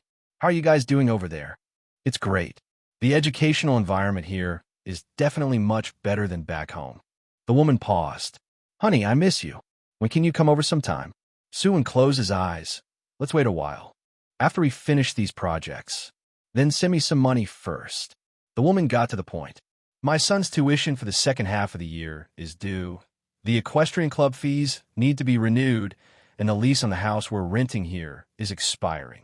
I looked at a house in a good school district near Beverly Hills. The environment is better, and the security is better, but the rent is a bit more expensive. How much? Su-wen asked. About 200,000, the woman replied. Dollar. Hee. Honey, you're confused. This can only be paid for in US dollars. 200,000 US dollars, which at the current exchange rate is equivalent to more than 1.4 million renminbi. Why so much? Su-wen asked. Honey, the expenses here are too high. Sigh, you've been short of money lately. How about we go back home, mother and daughter? Su-wen gritted his teeth. I'll transfer it to you before Friday. After hanging up the phone, the screen went dark. Su-wen opened her mobile banking app and checked her account balance. 1,120,000. That's not even enough for $200,000. He tossed his phone onto the coffee table and rubbed his face with both hands. A sense of powerlessness made him extremely irritable. He was not only annoyed by his wife, but also by his future sources of income. All avenues for monetization had been blocked. He had reason to believe that if there were any jobs available in the education system, his father, Su Guodong, would side with Lu Ming. Frustrated, he lit a cigarette. In the swirling smoke, he seemed to see his former self, full of vigor and ambition. So many people have worn out his doorstep, begging for a cup of tea. Education funding, hospital procurement, municipal engineering projects, there are money-making channels everywhere. At the very least, they can arrange for some students to attend experimental high school now. One each year, earning 100,000 yuan per person, which is a considerable income. Unfortunately, in the last 5 or 6 years, all opportunities have disappeared, and they've basically been living off their past savings. Now, I can barely afford to support my wife anymore. After finishing his cigarette, he stubbed it out fiercely. Even a hero can be brought down by a penny. Let's get through this hurdle first. As long as the green hills remain, there will always be firewood to burn. He got up and went to his father Su Guodong's bedroom without hesitation. The floor tiles were removed. However, Su did not find the gold bars, but only a note. Don't get any funny ideas. If you need money, just tell me. Su-wen remained in a squatting position for a full minute without moving. Old Ginger is spicier. Su Guodong had been on guard against him for a long time, or rather, Su Guodong had already guessed what he was going to do from the moment he revealed his hand in the living room. Those 50 gold bars had already been moved. Su-wen returned to the living room and plopped down on the sofa. After much deliberation, he still called Su Guodong. "What is it?" Su Guodong asked. "Dad," Su-wen's voice was hoarse. "I have no choice. The rent in America needs to be paid, your grandson's tuition needs to be paid, and how much do you want?" 2 million. Su Guodong died immediately. After a while, Su Guodong sent another message to Su-wen. "If all else fails, bring them back. Let them study in China, and they'll always have food to eat." Su-wen did not reply. Now the only option left is the pharmacy. The Su family has been operating in Yunmeng County for 3 generations, with a deeply entrenched network of relationships. My aunt's husband is the director of the county hospital. Using this connection, Su-wen opened a Jisher pharmacy. This pharmacy appears to sell medicine, but secretly it's involved in cashing out medical insurance cards. Many residents in Yunmeng County have money in their medical insurance cards, but they don't get sick often, so they can't withdraw the money from their cards. Jisher Pharmacy offers this service. People use their medical insurance cards to make purchases, and pharmacies issue false drug lists and then settle the accounts through medical insurance. Some users buy Red Bull, and Jisher Pharmacy registers astragalus oral liquid in the system. Astragalus oral liquid is a traditional Chinese medicine beverage, and its price is not transparent. It can sell for as much as 200 yuan a box, while Red Bull costs 6 yuan. The price difference is used to fraudulently obtain medical insurance benefits. Furthermore, the Red Bull sold at Jisher Pharmacy is not a proper functional beverage, but rather a vitamin-flavored drink, which is essentially a sweet drink with an absurdly low purchase price. Even more outrageous is that it's possible to make an empty transaction, i.e., swiping a 100 yuan card. The pharmacy gives the customer 60 yuan in cash and keeps the remaining 40 yuan as the pharmacy's profit. Under Su-wen's operation, Jisher Pharmacy could not only process employee medical insurance, but also rural cooperative medical insurance. This business was extremely profitable and generated huge revenue. However, this month's medical insurance payment has not been received. Su-wen dialed the phone number of Zhao Hai, the pharmacy manager. "Hey, Mr. Su." Zhao Hai's voice was thick with drunkenness. "Why hasn't this month's medical insurance settlement payment come through yet?" Su-wen asked bluntly. Zhao Hai regained some composure. "President Su, I've been wondering about that too. Logically speaking, the Medical Insurance Bureau should transfer the previous month's payment on the 10th of each month. But it's already the 18th, and there's still no movement in the account. Did you ask the Medical Insurance Bureau?" "I asked, and Oldley from the settlement department said that the higher-ups are doing some kind of system upgrade, and the fund disbursement is stuck." Zhao Hai lowered his voice. "President Su, who knows what the Medical Insurance Bureau is up to this time?" Su-wen frowned deeply, feeling like he was having a run of bad luck. Even drinking cold water was a struggle. "Go to the Medical Insurance Bureau again tomorrow Find Old Lee and urge him on. Tell him the rules are the same as before, and he'll get a cut if he releases the funds sooner, Suwon said. Okay, I'll go first thing tomorrow morning, Zhao Hai agreed. Also, Suwon paused for a moment. Starting tomorrow, let's go out for a chat. Before, if you spent 100, you'd get 60. These next few days, if you spent 100, you'd get 80. President Su Ati? That would squeeze our profits to the bare minimum. After deducting taxes and the cost of bribing officials, we'd basically be working for nothing, Zhao Hai said anxiously. Do as I say. If you only get 80 yuan for every 100 yuan spent, the profit margin is indeed extremely low. But what Suwon needs now is not profit, but cash flow. He'll receive a large sum of money next month when a medical insurance bureau settles the accounts. How he uses that money to cover the shortfall is a matter for next month. He needs to address the immediate crisis first. Zhao Hai hesitated for a moment, but still asked the question that had been bothering him. President Su, have you been short of money these past few days? Suwon laughed. Is that even a question? He hung up the phone immediately. Suwon tossed his phone onto the sofa, walked to the window, and opened it. He looked towards the direction of the new urban area in the distance. Lu Ming. If Lu Ming hadn't suddenly appeared, Suwon would still be the powerful young master of Yunmeng County. He doesn't need to pry open the old man's secret compartment for a mere 1.4 million, nor does he need to risk increasing the proportion of medical insurance cash out. All of this was forced upon them by Lu Ming. Just you wait, you'll see when I turn things around.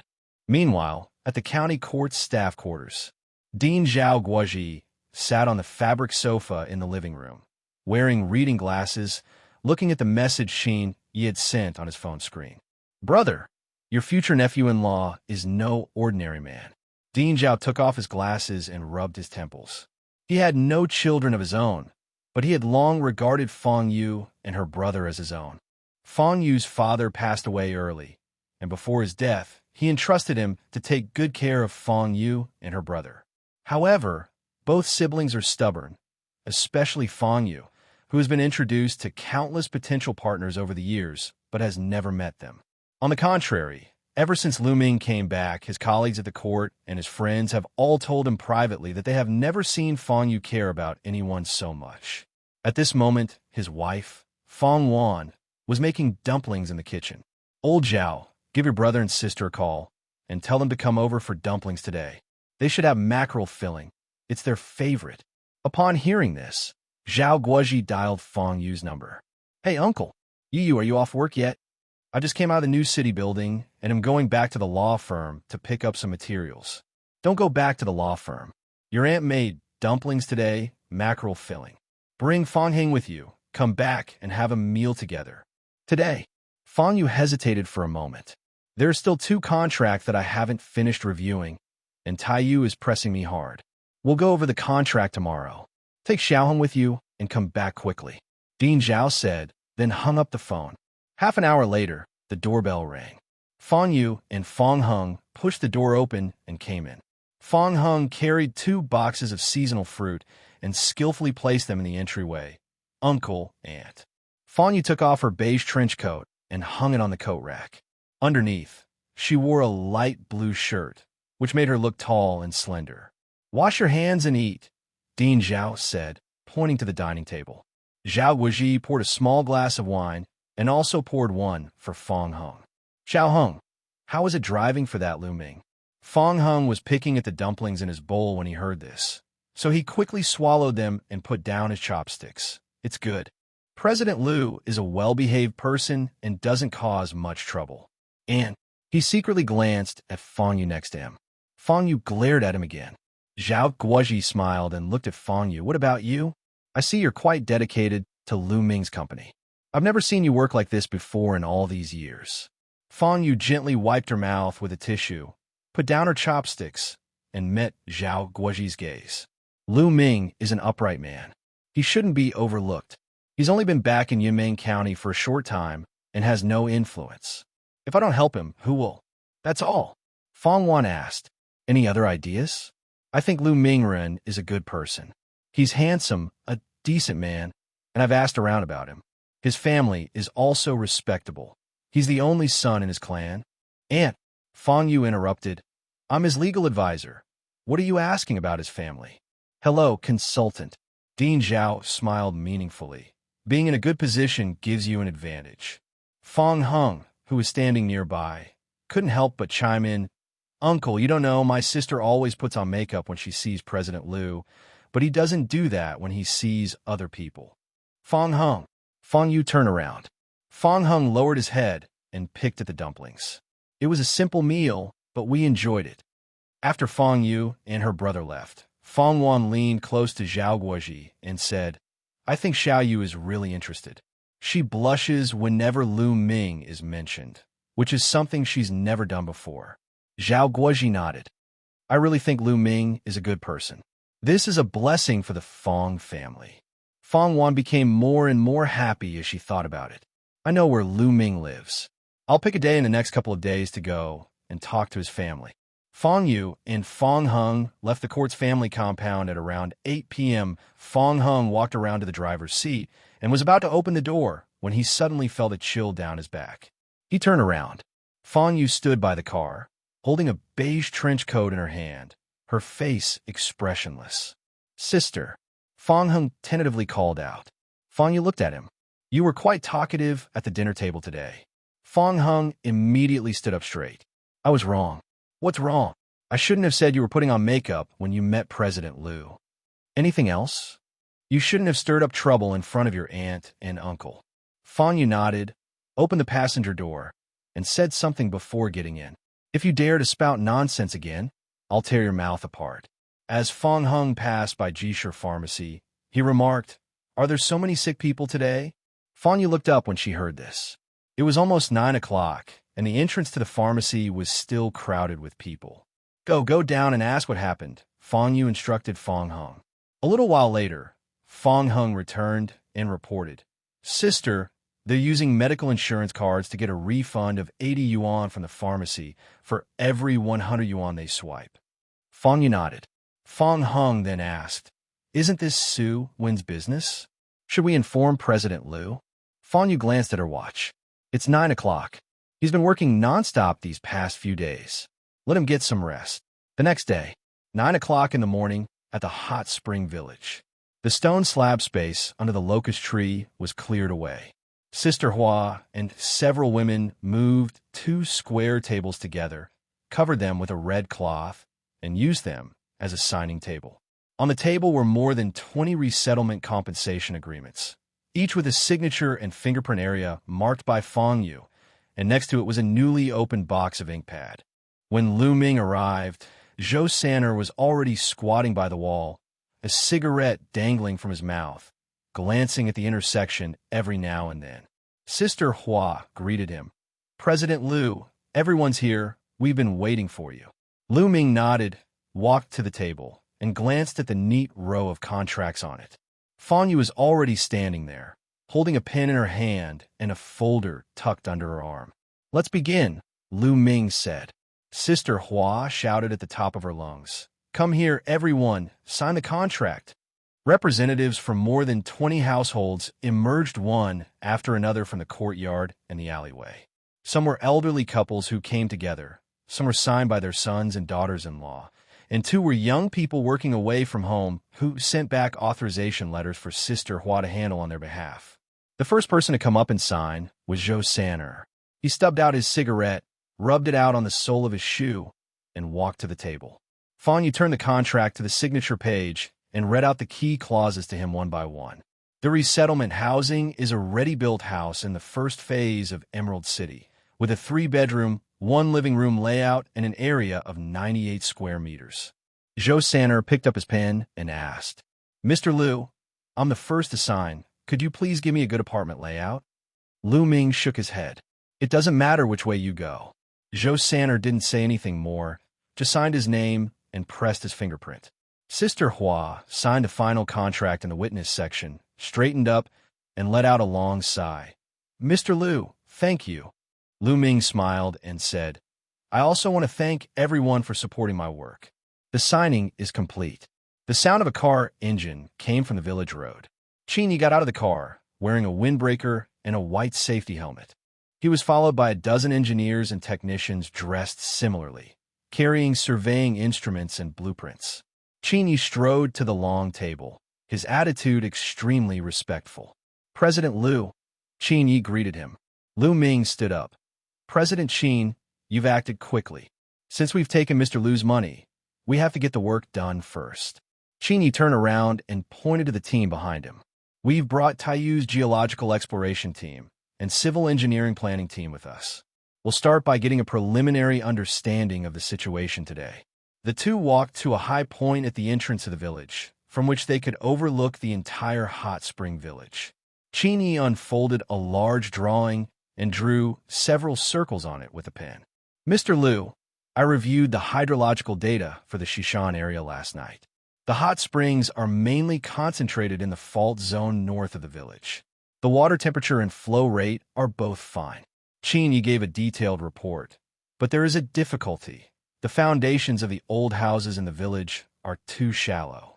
If we want to rebuild boutique homestays on the original site, the laying of underground pipe networks will be extremely difficult. Sewage, heating, and power and communication lines all need to be rerouted." Liu Ming looked at the blue bricks and gray tiles scattered throughout the village. "Difficulties can be solved with money." Liu Ming set the tone. "There is only one principle. The original appearance of the village, the texture of the streets and alleys, the old trees, and ancient wells must all be preserved. We cannot demolish and build a replica of an ancient street. What I want is an authentic Taihang mountain village." Cheney nodded and noted it down. "Understood. We will use minimally invasive construction methods.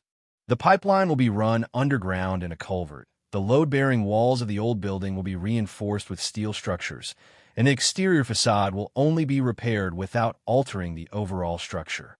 "How should the construction schedule be arranged?" Liu Ming asked.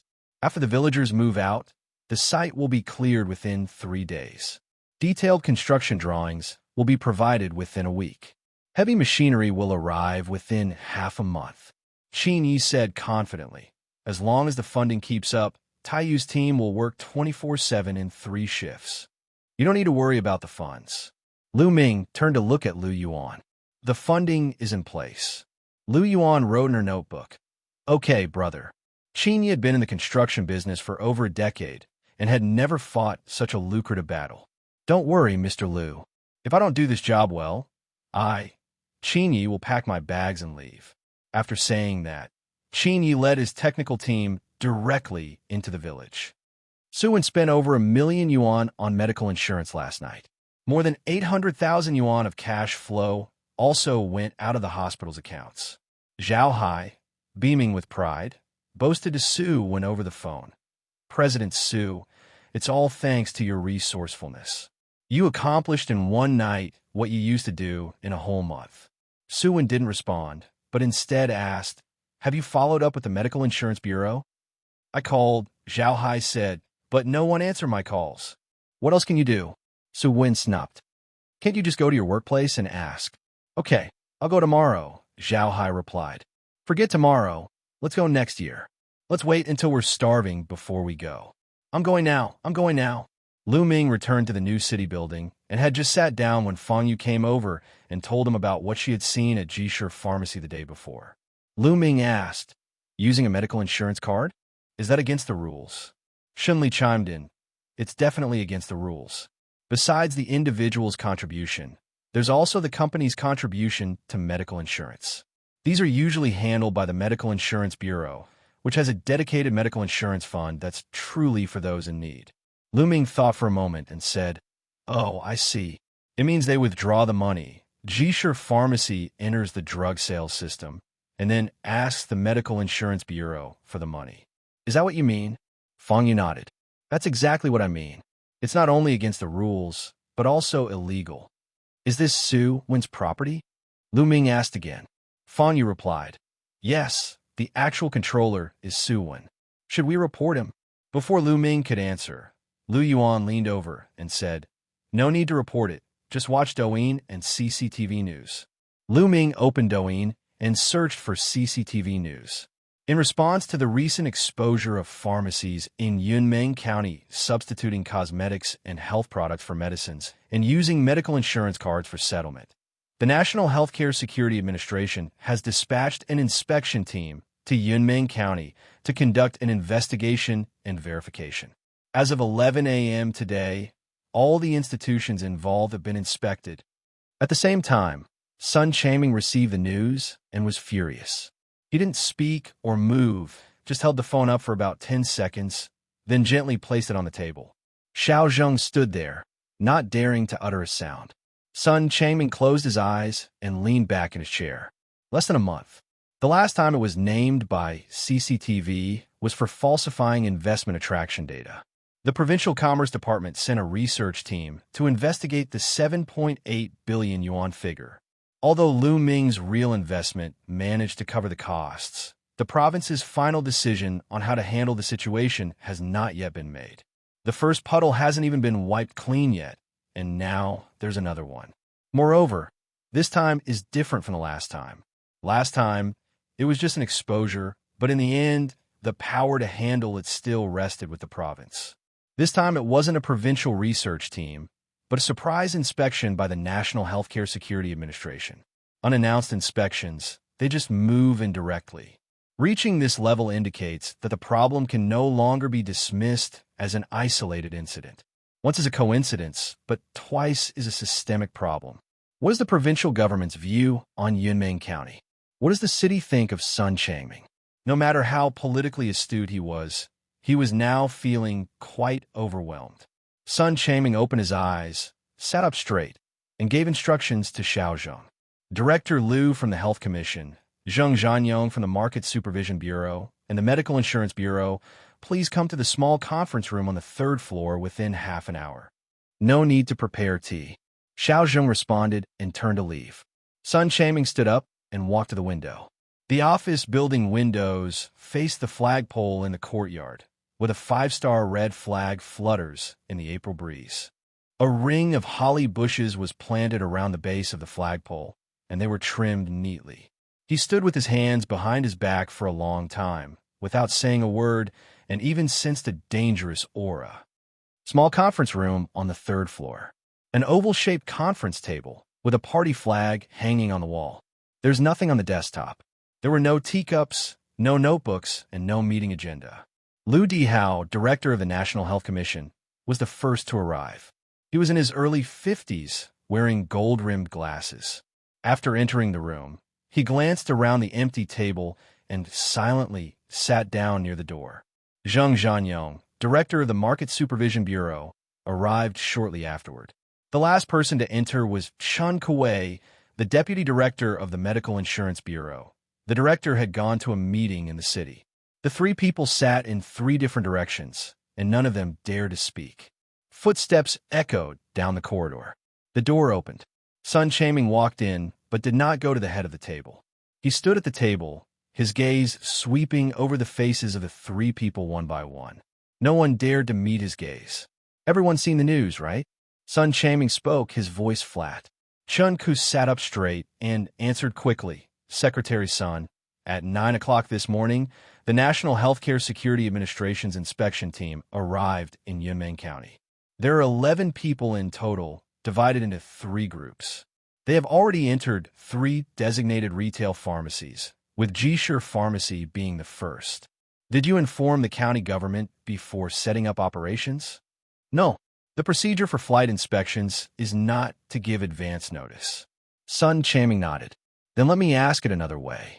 He rested his hands on the edge of the table and leaned forward slightly. Among the 3 of you, did any of you know about this before CCTV? The meeting room fell silent. Liu Dihao pushed up his glasses, and his gaze fell on the table. Zheng Zhanyong placed his right hand on his knee, his fingers slightly clenched. Chun Ko opened his mouth, then closed it again. No one answered. Sun Changming waited for half a minute before straightening up. I have no idea. Sun Changming's gaze fell on Zheng Zhanyong. The Market Supervision Bureau is responsible for the daily supervision of drug retail. Zheng Zhanyong felt the weight of that gaze and forced himself to sit up straight. Secretary Sun, Let me say a few words about this matter first. He cleared his throat. To be honest, the phenomenon of cashing out medical insurance cards exists to varying degrees across the country. It's not just a problem in Yunmeng. Similar situations exist in every province and city. The National Medical Products Administration has been working on it for the past few years, but in practice, it's indeed very difficult to completely eliminate it. Exists. Sun Changming interrupted him. I have a question for you. Sun Changming stared into Zheng Zhanyong's eyes. Is it against the rules? Zheng Zhanyong's lips moved slightly, but he did not answer. I'll ask you one more time. Sun Changming took a step forward. Is it against the rules? Violation of regulations. Zheng Zhanyong's voice trailed off. It's a violation. Sun Changming repeated. Since it's a violation, did your Market Supervision Bureau conduct any routine inspections? It's done. Zheng Zhanyong nodded quickly. There are routine inspections every quarter, and the inspection records and files are all verifiable. What did you investigate? Zheng Zhanyong was stunned for a moment. What they found out? Zheng Zhanyong's forehead began to sweat. Has it been dealt with? Sun Changming asked 3 questions in a row, with only a second between each question, giving him no time to organize his thoughts. Zheng Zhanyong opened his mouth, finally managing to utter a complete sentence. Secretary Sun, Jisher Pharmacy has all the necessary operating qualifications, has passed the GSP inspection, and routine inspections have indeed been conducted. However, this method of cross-selling is quite covert, and the grassroots enforcement resources are limited so many times. Hidden. Sun Changming sneered. I heard that if you swipe your medical insurance card for 100 yuan, the pharmacy will give you 80 yuan back in cash on the spot. People are lining up to go there, and at 9 p.m., the place is even more crowded than the morning market. Everyone in the county knows this, but your Market Supervision Bureau doesn't. Zheng Zhanyong was sweating profusely. Lu Dihao sat opposite him, his hands on his knees, motionless, his eyelids drooping. Chun Kuei wished he could shrink himself into the back of the chair. Sun Changming was terrifying at this moment, and neither of them wanted to be called on to ask questions. Sun Changming stood there, his gaze shifting from Zheng Zhanyong's face, sweeping over them, and finally landing on Chun Kuei. Director Chun. Chun Kuei was quick-witted and sat up straight. You didn't check either, did you? How much did the pharmacy report, and how much did you approve? Secretary Sun, the approval authority lies with the bureau chief, not me. Sun Changming sighed and looked at Lu Dihao of the National Health Commission. Before Sun Changming could ask any questions, Lu Dihao spoke up. Secretary Sun, this isn't our responsibility. We usually only oversee whether they've used any medications improperly and whether the disinfection work is done properly. Sun Changming interrupted directly. Selling health supplements as medicine, doesn't that constitute illegal use of medicine? Lu Dihao was stunned. He hadn't expected Sun Changming to approach the issue from this angle. Those present dared not utter a sound. It was clear that Sun Changming was willing to kill the innocent rather than let the guilty go free. After a long while, Sun Changming finally spoke. Whose is Jisher Pharmacy? Zheng Zhanyong immediately replied. The legal entity is registered under Zhao Hai's name. Sun Changming glared at Zheng Zhanyong. I asked about the legal representative? Zheng Zhanyong didn't dare to respond. Sun Changming asked again. I'm asking, whose is Jisher Pharmacy? Zheng Zhanyong answered tremblingly. The actual controller is Su Wen. Who is Su Wen? Sun Changming asked. Huh? Zheng Zhanyong didn't react for a moment. I'm asking you, who is Su Wen? Sun Changming asked again. Zheng Zhanyong was at his wit's end. You're a secretary, and you don't even know who Su Wen is? Do I have to tell you? This is clearly a trap, meant to make me jump into it. However, under pressure from the wires, he still answered, Su Wen, the son of Director Su of the Education Bureau. Sun Changming nodded. Education and healthcare, the two most crucial aspects of people's livelihoods, are also the areas where corruption should be least prevalent. Now it seems that they are both closely related to Su Wen. Zheng Zhanyong. Yes. Zheng Zhanyong straightened his back. After you get back, seal up all the approval ledgers, daily inspection records, and penalty files related to Jisher Pharmacy in your bureau. No one is allowed to read or modify them. Clear. Sun Changming then looked at Shan Kuei. The same goes for the Medical Insurance Bureau. From today onwards, all three of you bureaus must fully cooperate with the National Medical Products Administration's inspection team. Whatever materials they need, you must not delay for even a second. Anyone who dares to shirk responsibility at this critical juncture should resign voluntarily. Yes, the three replied in unison. Go out. The three of them hurriedly left the meeting room. Sun Changming turned around and waved to Xiao Zheng, who was standing outside the door. Where is the inspection team staying? Secretary Sun, I just found out. It's at the Yunming Hotel. Yunming Hotel is an internal guest house of the County Party Committee, and the National Healthcare Security Administration's inspection team is stationed here. Let's go. Years of experience in struggle told Sun Changming that this was definitely not the time to play dead. 10 minutes later, the Black Passat stopped downstairs at the Yunming Hotel. Sun Changming led Xiao Zheng directly to the third floor, where he met Gao Jianping, the head of the inspection team, in a temporarily converted office. Gao Jianping was in his 50s, with gray hair and a stern face. His table was piled high with accounts and receipts that he had just retrieved. Team Leader Gao, thank you for your hard work. Sun Changming stepped forward and extended his hands. Gao Jianping stood up, shook hands briefly, and quickly let go. Secretary Sun, I apologize for coming uninvited and causing trouble for Yunming County. Don't mention it. Sun Changming sat down on the sofa and didn't beat around the bush. Team Leader Gao, I just saw the news. Nobody wants to see something like this happen. The county committee's attitude is very clear. We will not tolerate this and will investigate it thoroughly. No matter who is involved or what connections they have, the Yunming County Committee will fully cooperate. Gao Jianping said in a calm tone. With Secretary Sun's attitude, our work will be easier to carry out. The problems at Jisher Pharmacy are very serious. It's not just about swapping medicines, but also involves large-scale fraudulent use of medical insurance cards to embezzle national medical insurance funds. The amount involved is huge, and the nature of the crime is egregious. It's shocking.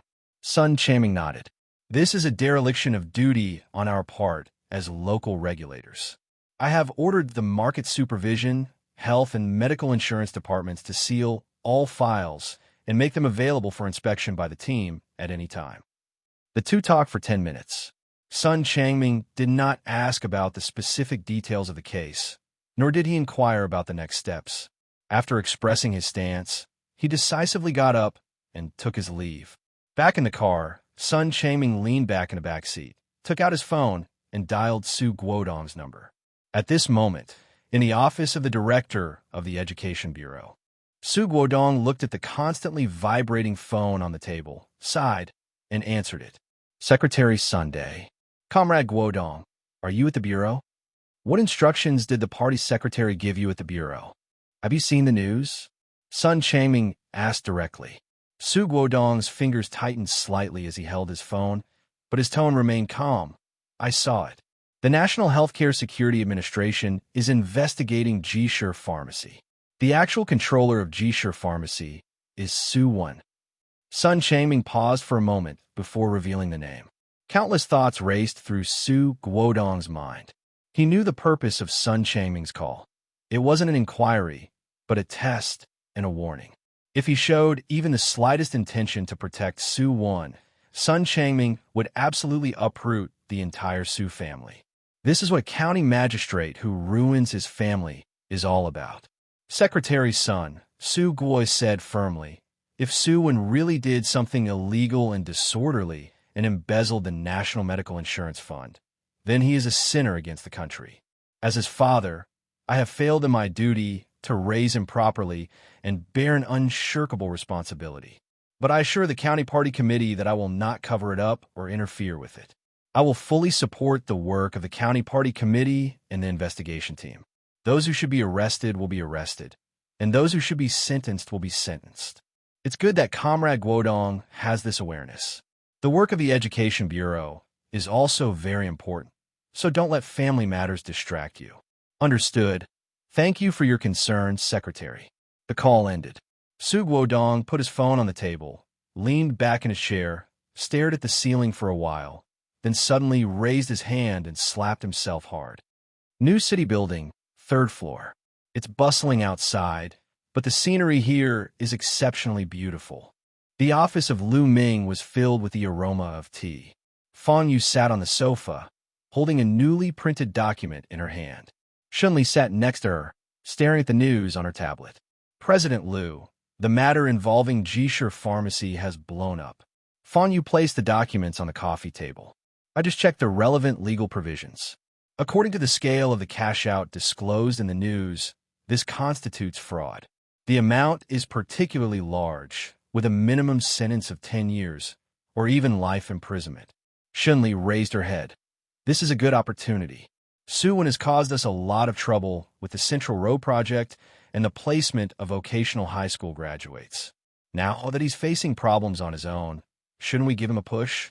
Should we hand over all the shady things he instructed Hu Kuei to do before? Lu Ming pushed the 2 cups of tea in front of the 2 people, picked up a cup himself, blew on it to cool it down, and took a sip. I won't hand it over. Shunli was taken aback. Why? To kick a dog when it's down? It's best not to get involved at this time. Lu Ming looked at Shunli. The National Healthcare Security Administration has sent people down, so this is no longer an internal conflict in Yunmeng County. Sun Changming is definitely eager to distance himself from the situation, and Su Guodong is probably also trying to cut his losses and survive. Lu Ming leaned back. If we go over there now and win, the credit will go to the investigation team. If we lose, or Suwon turns around and bites us, we'll get ourselves into trouble. He's in dire straits right now, and he's capable of anything. We don't need to mess with someone who's about to go crazy. Fang Yu nodded in agreement. President Lu is right.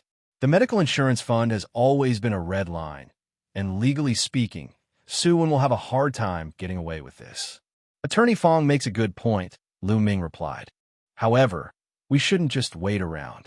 Fang Yu, Shunli, Yu, and Lu Yuan should check the equity structure of Jisher Pharmacy to see if it has any external debts.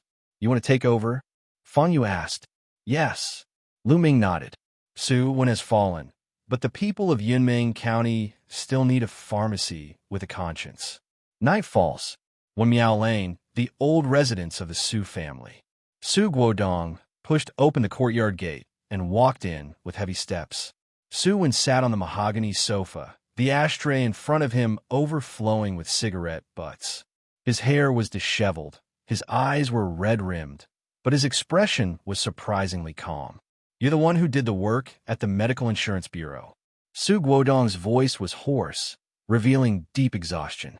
Suwon stubbed out the half-smoked cigarette in the ashtray. I did it. Su Guodong sighed. He embezzled national medical insurance funds, which was reported on CCTV. The National Healthcare Security Administration conducted a surprise inspection. Sun Changming is serious. This is going to be a tough hurdle. Suwon neither refuted nor begged for mercy, but instead spoke casually. Dad, this is good news. Su Guodong was stunned. He didn't understand why Suwon would say this was a good thing. Suwon lit another cigarette, and through the swirling smoke, he slowly spoke. Dad, in 1 month, CCTV has exposed us twice. The first time was for falsifying investment data, and the second time was for embezzling medical insurance funds. What do you think Sun Changming's situation is now? What situation? He's in a situation where he's about to go on a killing spree, Su Guodong said. Tomorrow morning, the investigation team will turn Jisher Pharmacy upside down and follow the trail. Yes, he's going to go on a killing spree. Suwon terapti Suwodong. Because if he doesn't kill people, the province and the city will kill him. Only by completely exposing the truth about Yunmeng County and rooting out a group of typical cases can he prove that he, the county party secretary, is innocent and has been deceived by his subordinates. Suwon leaned forward, staring into Su Guodong's eyes. But Dad, how many things in Yunmeng County are truly clean? Su Guodong's brow twitched, but he didn't reply. Suwon continued. Zheng Zhanyong from the Market Supervision Bureau, Lu Dihao from the Health Commission, and those people from the Medical Insurance Bureau. In recent years, although the bulk of the profits from pharmacies cashing out have come from us, which of them hasn't taken a cut? Su Wen counted on his fingers, explaining to Su Guodong one by one. And the directors of the Finance Bureau, Land and Resources Bureau, and Housing and Urban Rural Development Bureau, which one of them is clean? Su Guodong's face turned ashen. Su Wen continued.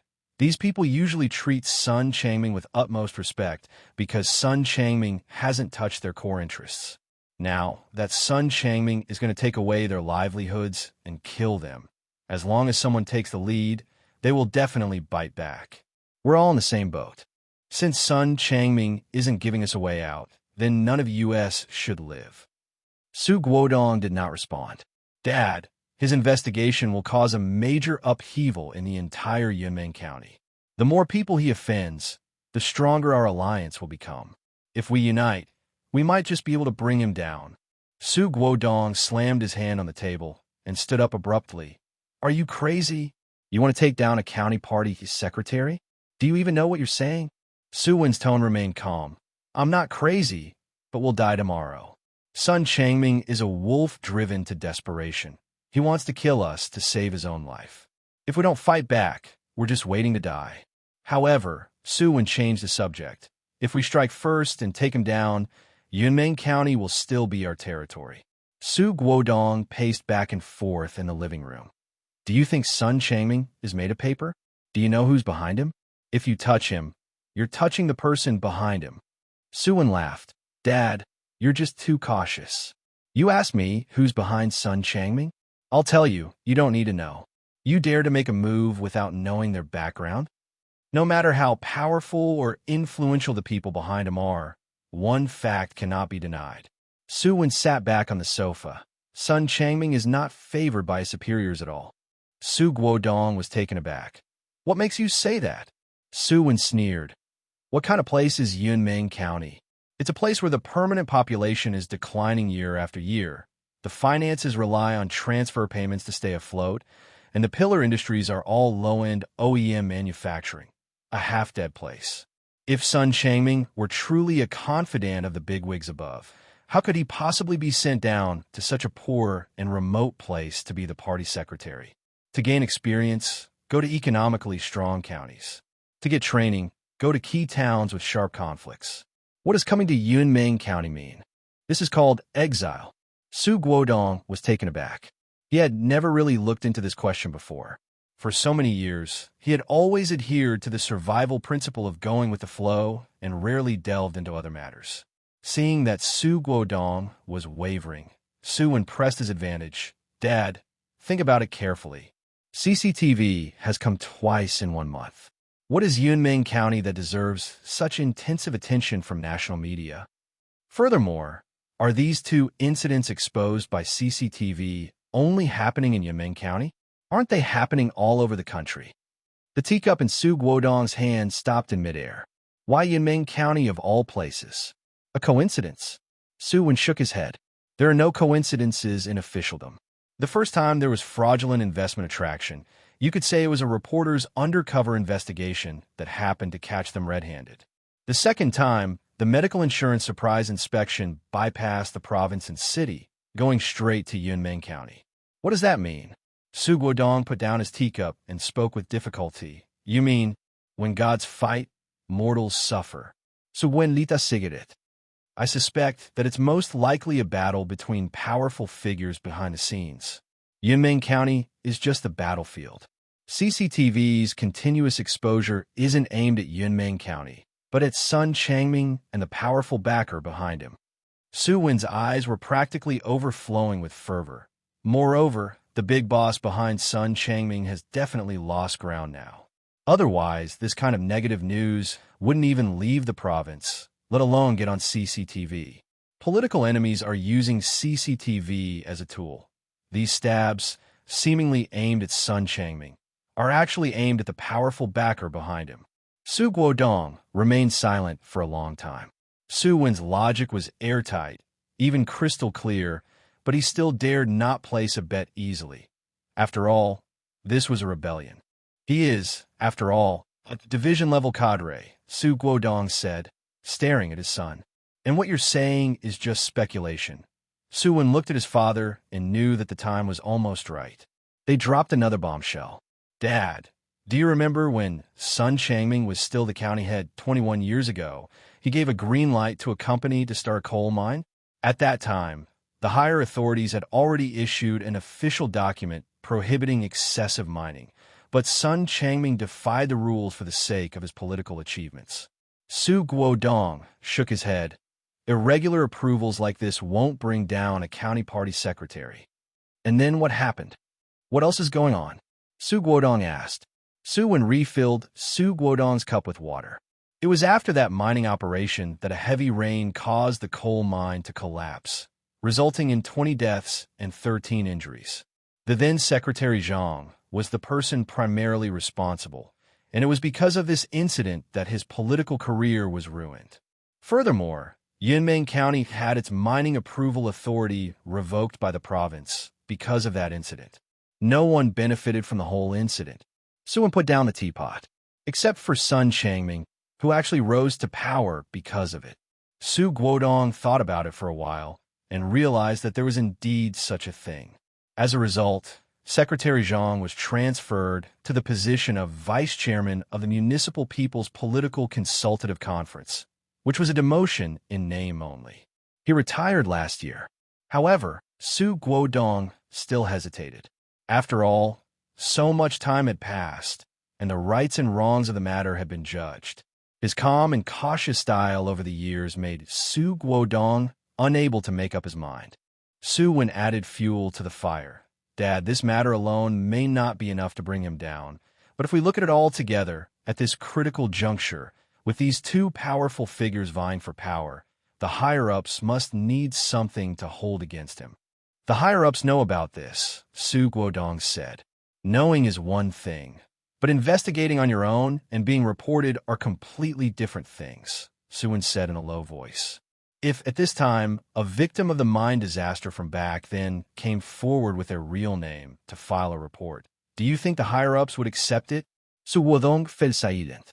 Suwon sat down, lit another cigarette, took a deep drag, and said quietly, Dad, I've kept in touch with a dozen or so people who were injured back then. We've been waiting for today. It's late at night. The lights on the third floor of the county committee building were still on. Sun Changming stood by the window, a half-burnt cigarette between his fingers. The window was ajar, and the night breeze blew in through the crack, carrying a hint of coolness. The crystal ashtray on the table was already overflowing with cigarette butts. In his mind, an extremely brutal simulation was underway. The National Healthcare Security Administration surprise inspection teams are like a sword that could fall at any moment and sever the necks of countless people. Jisher Pharmacy was just a starting point. Sun Changming knew perfectly well how much trouble he could uncover by following this trail. Zheng Zhanyong from the Market Supervision Bureau, Liu Dihao from the Health Commission, Chun Kuei from the Medical Insurance Bureau. These are just the ones on the surface. Behind the scenes, how many people within the finance, public security, and even the county party committee office are connected to the Su family's vast network of interests? The officialdom in Yunmeng County had long been a leaky sieve. Sun Changming was left with only two paths. First, play dead and fully cooperate with the inspection team. Whoever is found will be dealt with. But the consequence of doing so is that the provincial and municipal governments will hold him, the top leader, accountable.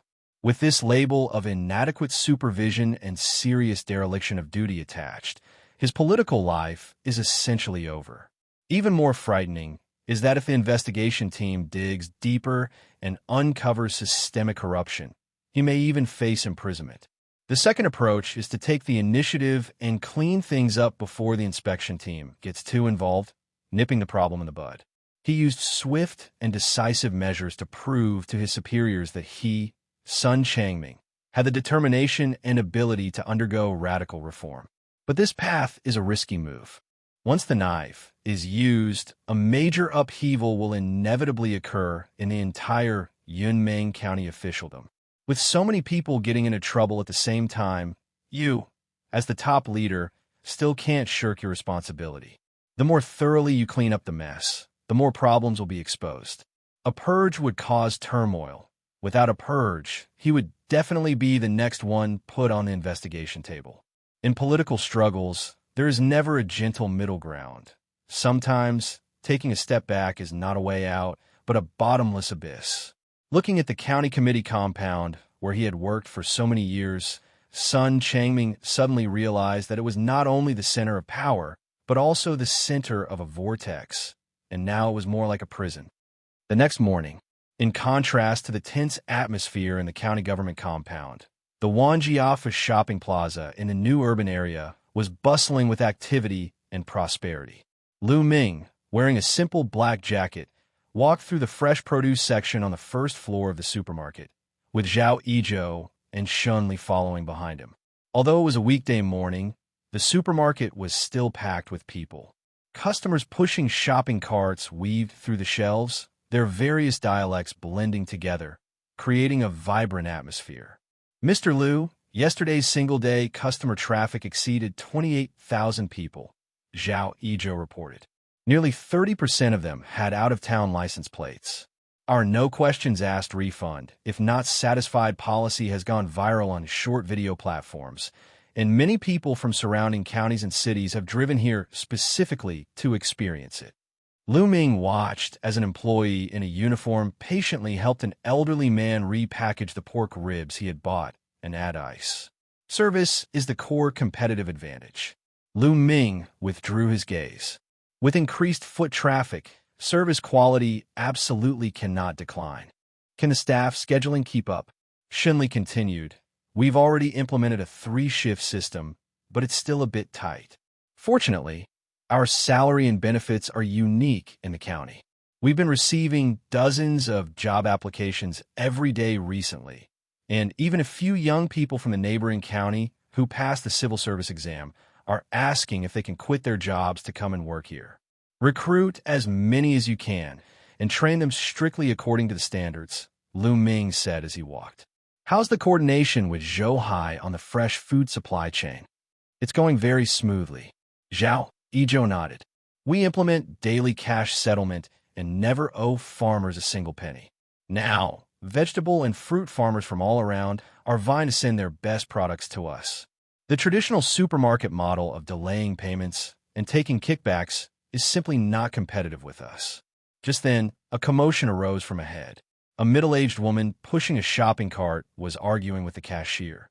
Young lady, I bought this box of strawberries yesterday, and when I got home, I found that 2 of the strawberries at the bottom were crushed. Didn't you say you could return it if I wasn't satisfied? The cashier, a young woman in her early 20s, showed no impatience and smiled as she took the box of strawberries with both hands. Ma'am, I'm so sorry. We didn't select them carefully. Would you like a full refund, or would you like a fresher box instead? Change to another box. Okay, please wait a moment. The cashier quickly scanned the barcode, canceled the order, and handed over a larger and fresher box of strawberries. Ma'am, to compensate for your time loss, this box of strawberries is 20% off. The price difference has already been refunded to your membership card. The middle-aged woman walked away with strawberries in her hand, a broad smile on her face. As she left, she praised the people queuing next to her, saying, "This supermarket is really thoughtful." Lu Ming took in the whole scene. Word of mouth takes time to build and requires this kind of subtle influence, and Wan Jiafu is on this path. In the stagnant waters of Yunmeng County, Lu Mingzheng used his vast funds and modern business logic to forcefully create a vibrant microeconomic cycle. Meanwhile, in the office of the Director of Education, Su Guodong was restless. He didn't sleep all night, his eyes were bloodshot, and he looked 10 years older overnight. The word Su, when said in the living room last night, kept swirling in his mind. Having spent 30 years navigating the treacherous waters of officialdom, Su Guodong was all too aware of the ruthlessness of political struggles. If Su Wen's plan is followed to incite officials who are also facing crises to rebel, and if word gets out, or if the higher-ups refuse to accept the report, the Su family will be completely finished. Su Guodong didn't want to die. He had endured so much hardship back then, and the Su family couldn't be ruined in his hands. He had to find a way out for the Su family, a way to save their lives in this huge vortex. After much thought, Su Guodong thought of someone. Lu Ming. This young man, less than 3 months after returning to the county, has built Wanjiafa Supermarket, Taiyu Real Estate, Hot Spring Town. He has used real money to transform himself into the stabilizing force of Yunmeng County's economy. Su Guodong knew very well that the person Sun Changming valued most right now was Lu Ming, because Lu Ming's investment is the only thing Sun Changming can boast about on his political achievements list, and it can even be used to withstand the storm of investigation. If there is anyone in the entire Yunmeng County who can change Sun Changming's mind or mediate between the various forces, it is only Lu Ming. But why should Lu Ming help him? Su Guodong closed his eyes and took a deep breath. Whether to help or not, we should at least give it a try. After much deliberation, he dialed Lu Ming's number. Mr. Lu, hello? This is Su Guodong from the Education Bureau. Is it convenient for us to meet? Su Guodong understood his current situation all too well. If, as Suwon claims, it's truly a battle of wits between powerful figures, then Suwon is no different from a praying mantis trying to pass over a speed bump on a national highway. Even if all the conditions are right, and Sun Changming is brought down, there will still be a reckoning afterwards. The big boss didn't even need any evidence to settle scores with them, just a glance. With that in mind, he quickened his pace. 20 minutes later, there was a knock on the door of Lu Ming's office. Fong Heng pushed open the door and turned to the side. President Lu, Director Su has arrived. Su Guodong walked in, his eyes filled with exhaustion. Director Su, please sit down. Lu Ming gestured with his hand. I apologize for disturbing you, Mr. Lu, Su Guodong said, his voice slightly hoarse. Director Su is very busy. It is my honor to be able to take the time to come here. Lu Ming picked up the kettle, poured boiling water into the purple clay teapot, and the aroma of tea filled the air.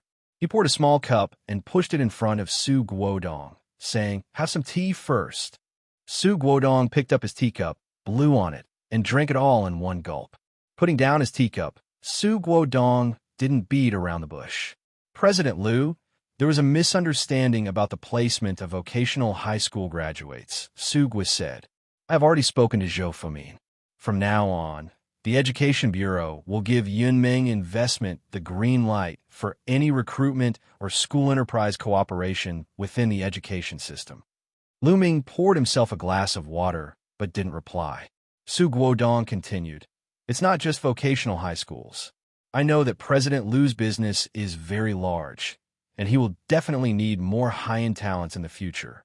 Although Yunmeng County's educational resources are limited, within the scope of policy, I can give President Lu the green light for everything related to education. Lu Ming held the teacup and gently swirled it. Director Su, you didn't come here today just to give me the green light, did you? President Lu, Su Guodong leaned forward. Let's not beat around the bush. The matter with the Medical Insurance Bureau has blown up. Zishi Pharmacy belongs to Suvin. Lu Ming listened quietly. Secretary Sun is going to launch a major purge, and the officialdom in Yunmeng County is about to be shaken up. Su Guodong looked directly into Lu Ming's eyes. I'm here today to ask President Lu for a favor. Tell me about it, Lu Ming said calmly. Secretary Sun values you highly. If you're willing to step forward and speak to Secretary Sun, ask him to be lenient and not broaden the scope of the crackdown. Su and Quan will take full responsibility for Jishir Pharmacy. Fines should be imposed where appropriate, and imprisonment should be imposed where necessary. Lu Ming smiled. Director Su, yo overestimateme. I don't have that much ability. Su Wodong riman saident. He looked at the clear tea in the cup, his inner struggle reaching its peak. Conventional offers won't sway Lu Ming, and emotional appeals are laughable. To truly win over this young man, one must offer something of substantial value, something that could threaten Lu Ming's core interests. Su Guodong took a deep breath and made up his mind. President Lu, what if Secretary Sun falls from grace? Lu Ming looked at Su Guodong. Meeting Lu Ming's gaze, Su Guodong lowered his voice and said, Secretary Sun wants to cleanse himself, But his subordinates won't sit idly by. People from the Market Supervision Bureau, the Health Commission, the Medical Insurance Bureau, and several other departments all know he's going to sabotage things. When is orchestrating things with them. Su Guodong revealed his trump card. They are preparing to jointly file a formal complaint against Sun Changming. Lu Ming remained silent, waiting for what would happen next. In 2021, when Secretary Sun was still the county head, he illegally approved the mining permit for Shishan coal mine. Su Guodong spoke faster. Later, a mining accident occurred, killing 20 people. The county party secretary at the time was punished, but Sun Changming was unscathed and even took the opportunity to rise to a higher position. This matter has been on the record at the higher level, but it just lacked a trigger. Su Guodong stared intently at Lu Ming. Su has a joint letter from the injured miners from back then, as well as a copy of the approval document signed by Sun Changming. As long as this material is submitted, Secretary Sun will definitely be suspended from his duties and investigated at this critical juncture. Lu Ming finally understood the true purpose of Su Guodong's visit. If Secretary Sun falls from power, Yunmeng County will be plunged into a prolonged period of political turmoil. Su Guodong continued his analysis. To avoid suspicion, the new secretary will definitely deny Sun Changming's political legacy entirely. President Lu, your Wanjiafu, your Taiyu real estate, and your Hot Spring Town are all benchmark projects initiated during Sun Changming's term. Once he falls, your Green Channel will be gone. Your convenient environment and policy support will all be questioned. Su Guodong finished speaking in one breath and waited for Lu Ming's response. Lu Ming looked at Su Guodong. This cunning old fox, who had been deeply involved in the education system for many years, did not hesitate to sell his own son's trump card in order to protect himself. Alternatively, Lu Ming could tip off Sun Changming, who would then arrest Su ahead of time, with Su taking full responsibility and Su Guodong sacrificing his own family to save himself.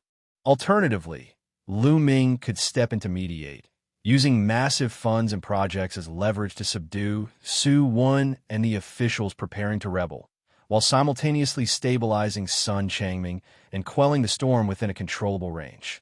Regardless of the outcome, Su Guodong can find a way out of this deadlock. He's very shrewd with his calculations. But Lu Mingsheng hates being threatened the most. He stared at Su Guodong and slowly said, "You just asked me, what will happen to my investment now that Sun Changming has fallen?" "I'll tell you," Lu Ming said, enunciating each word clearly. While Sun Changming was alive, my investment was a political achievement for him. Now that Sun Changming has fallen, even if Wang Changming or Li Changming takes over, my investment will still be Yunmeng County's only lifeline. Whoever becomes the county party secretary will give me the green light in the face of this mess in Yunmeng County. Director Su, you've got it backwards. It's not that I need Sun Changming. It's that Sun Changming needs me. Su Guodong never expected Lu Ming to react this way. If he could take back his words, he would never have said those last few words, trying to threaten Lu Ming and ask him to save his own life. "President Lu, I didn't mean that. What I meant was that many things can be discussed within the rules.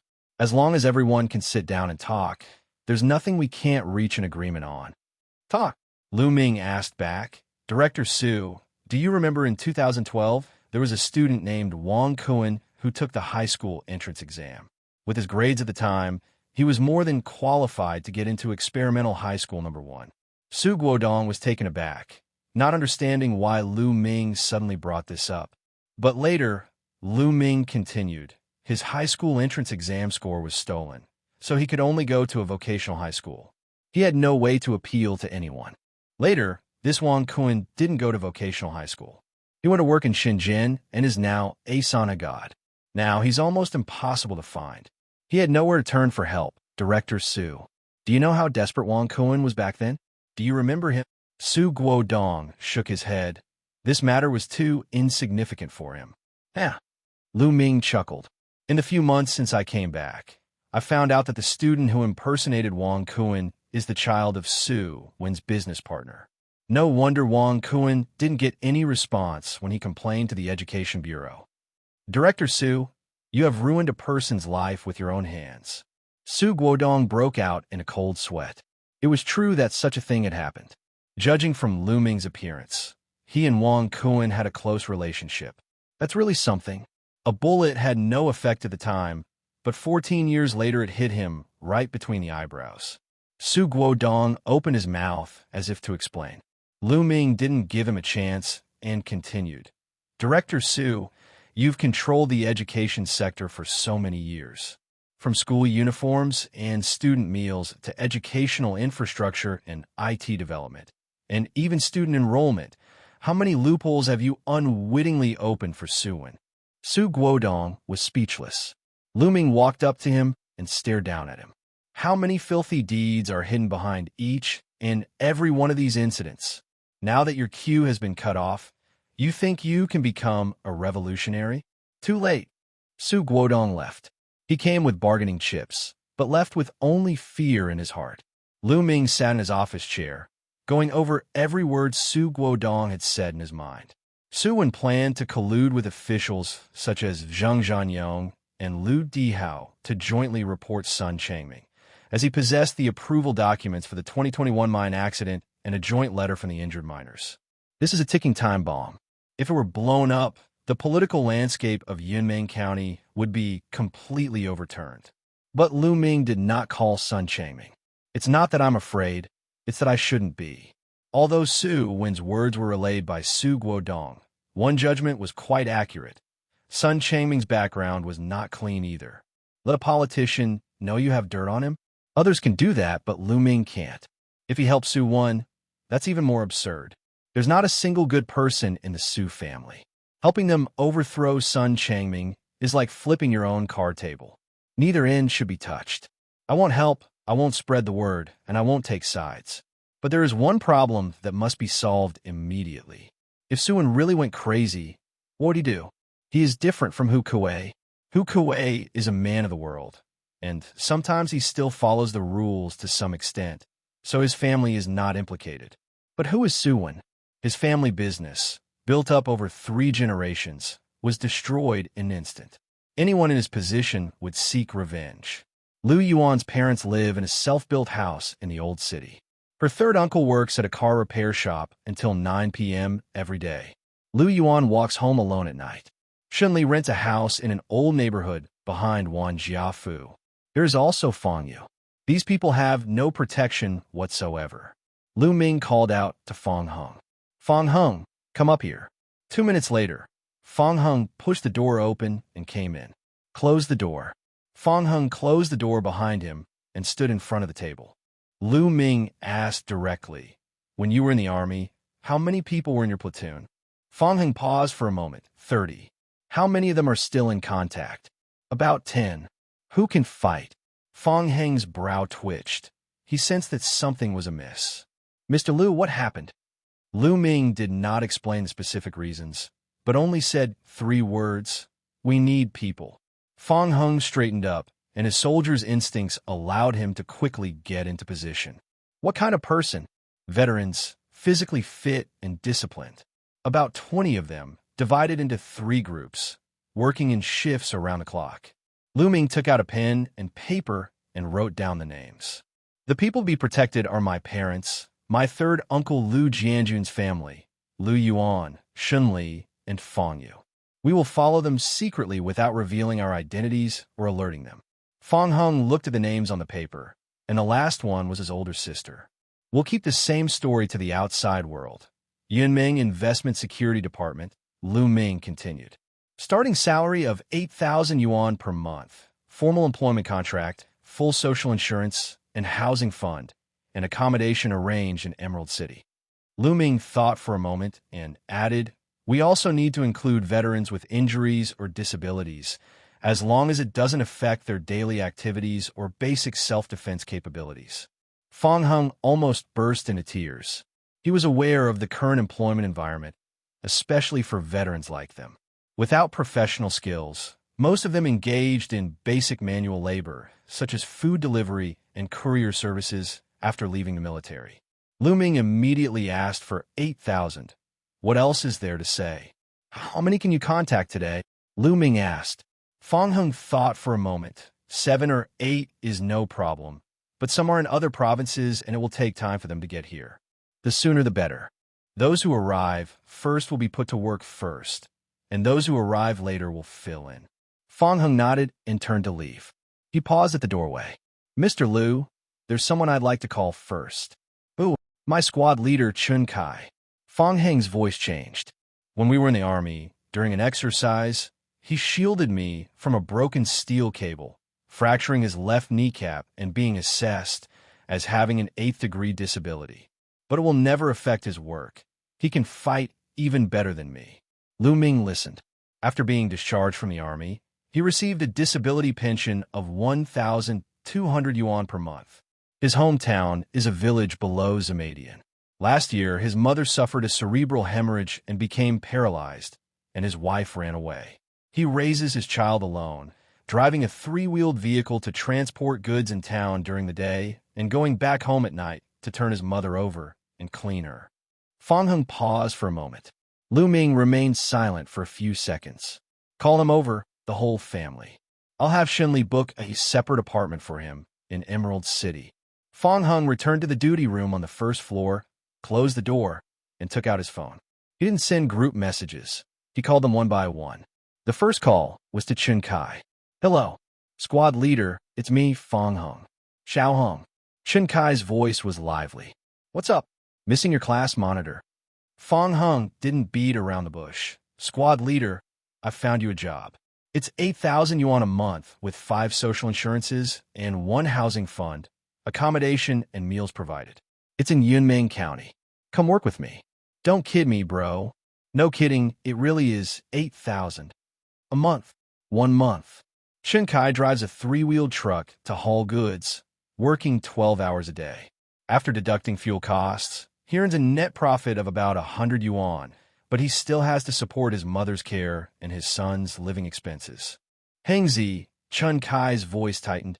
Don't make fun of your old squad leader. When have I ever made fun of you? Fong Hung gripped his phone. The job is legitimate security. The company is legitimate. I work here now, driving for the boss. The boss's name is Lu Ming, a decent guy. I have bad legs. Security work isn't like running a 400-meter obstacle course. It's about being able to keep an eye on people, make judgments, and handle emergencies. You've been in the army for 8 years and led a squad. You could do this job with your eyes closed. Chun Kai remained silent for a while. My mother can't walk. Bring him over. Fong Hung said, without hesitation. The boss said he'll give you a separate apartment. As for your child's schooling, my boss should be able to help you arrange that too. Squad leader, can you get there tomorrow? Tomorrow. Chun Kai took a deep breath. I'll leave tonight by bus. Fong Hung nodded. Call me when you arrive, and I'll come pick you up. After hanging up with Chun Kai, Fong Hung dialed 6 more numbers. Some are carrying bricks on construction sites in Zhengzhou. Some are sorting express packages in warehouses in Yiwu, and some are farming in their hometowns. Without exception, everyone fell silent for a long time upon hearing the number 8,000. It's not hesitation, it's disbelief. An hour later, Fong Hung went upstairs to report. The first batch of 8 people, 5 of whom will depart tonight, all of whom will be in place by the day after tomorrow, and the rest will be completed within 3 days. Okay. Lu Ming nodded. Have Shenli purchase the bedding and household supplies. Yes. Fong Hung walked to the door and suddenly turned around. President Liu. Thank you. Lu Ming waved his hand. Fong Hung closed the door and went downstairs. It's 10 p.m., 1 Miao Lane, the old residence of the Su family. When Su Guodong pushed open the courtyard gate, his footsteps were even heavier than when he arrived. Su Wen looked up at his father's face and understood everything. The deal fell through. Su Guodong didn't say anything, but walked straight to the sofa and sat down. It's not that we didn't reach an agreement, he said with difficulty. It's that the talks broke down. Upon hearing this, Su Wen closed his eyes, and after a long while, he opened them again, his eyes flashing with a fierce light. Then don't blame me for being ruthless. Su Guodong looked at Su Wen, whose eyes were filled with malice, and still spoke. Don't make a move yet. Still waiting, Su Wen exclaimed. If we wait until they finish their investigation, we'll have no chance at all. What's your hurry? Su Guodong roared back. The root of this problem lies with the Medical Insurance Bureau. Just wait for their investigation results. Bringing this up now is just handing them a knife. Su Guodong still held a sliver of hope that the Medical Insurance Bureau would only require the return of the embezzled funds. 3 days later, lobby on the first floor of New City Building. 16 men, dressed in black training uniforms and sporting buzz cuts, stood in a row. They stood tall and had sharp eyes.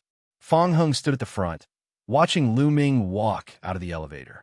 President Lu, the first batch of security personnel, 16 people, are all in place, Fong Hung reported loudly.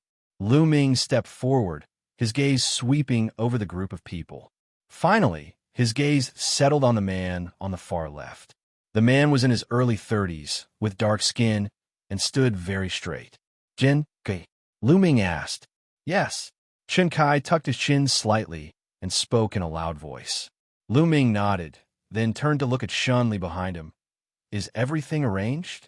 It's all arranged. Shun Li handed over a set of keys and an access card.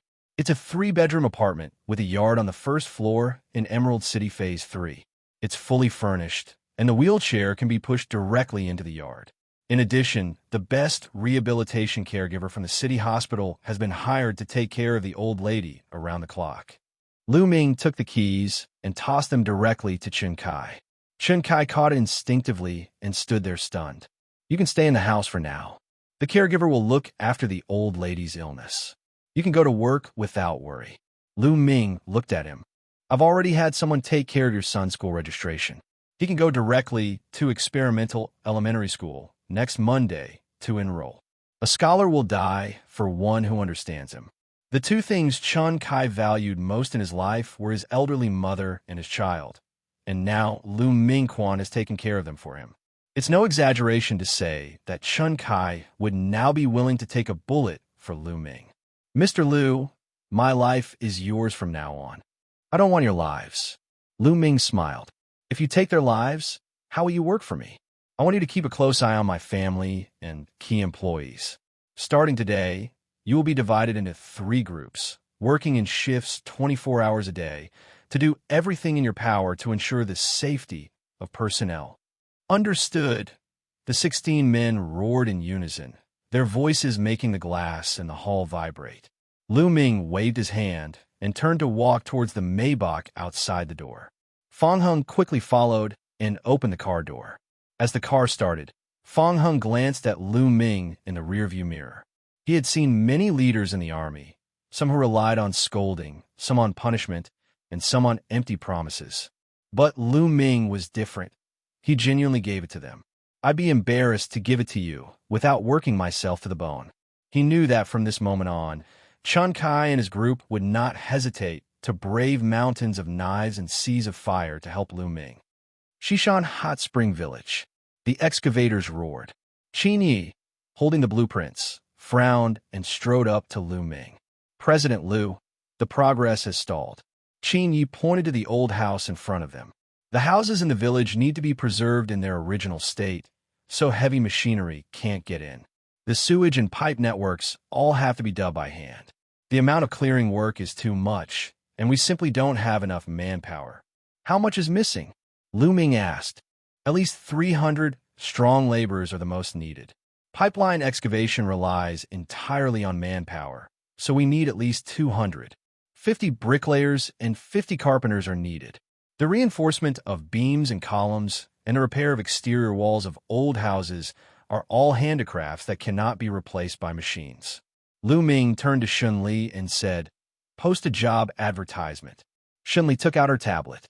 President Lu, according to the county's rates, a strong laborer earns 180 yuan a day, and a skilled worker earns 300 yuan. Double it. Lu Ming said calmly. 400 for able-bodied workers, 600 for skilled workers, room and board included, paid daily. Shun Li was already used to Lu Ming's recruitment strategy, but Qin Yi wasn't. President Lu, the construction site owners in the surrounding counties will go crazy. Lu Ming smiled and said, "Let them go crazy." Shun Li's efficiency remains outstanding. The job posting went live at 2 p.m. that day. The accompanying image is a rendering of a hot spring town with the verdant Taiyang Mountains in the background. The accompanying text is very short. Yunming County Hot Spring Town Project is hiring. Daily wage starting from 400 yuan, meals and accommodation provided, daily payment possible. Fellow villagers, come home. Shun Li's contact information and company address are attached below. Within 6 hours of its release, this message had been viewed over 2 million times. The comments section exploded. Is this for real? For 100 a day? I worked on electronics assembly line in Suzhou for 3 years and only made 280. Yunming County? Who would believe that? My hometown is in the next county, and the daily wage on the construction site is only 200 yuan. I just called and it's true. The girl who answered the phone was very nice. She said that as long as you can do the work, you'll be fine.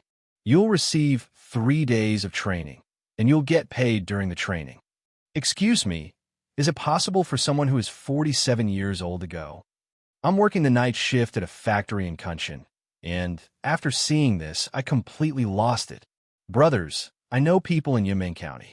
This company is really rich. The supermarket they opened before had employees who earned at least 5,000 yuan a month. My cousin works there. Shun Li's phone had been ringing nonstop since 3 p.m. On the first day, 470 people registered. The next day, 800. On the third day, it broke through 1,200. Shun Li assigned 4 people to answer the phone, and their voices became completely hoarse. It wasn't just construction workers who received the call. There were middle-aged women trimming threads in shoe factories in Guangdong, young men working shifts in textile factories in Zhejiang, retired veterans working as security guards in Beijing, and even a few college students delivering food in Shanghai. She discovered some data while organizing the registration forms. More than 70% of the applicants are registered residents of Yunming County and the 3 surrounding counties. These people have been away from their hometowns for anywhere from 3 to 10 years. But if they have a genuine reason enough, they are willing to come back.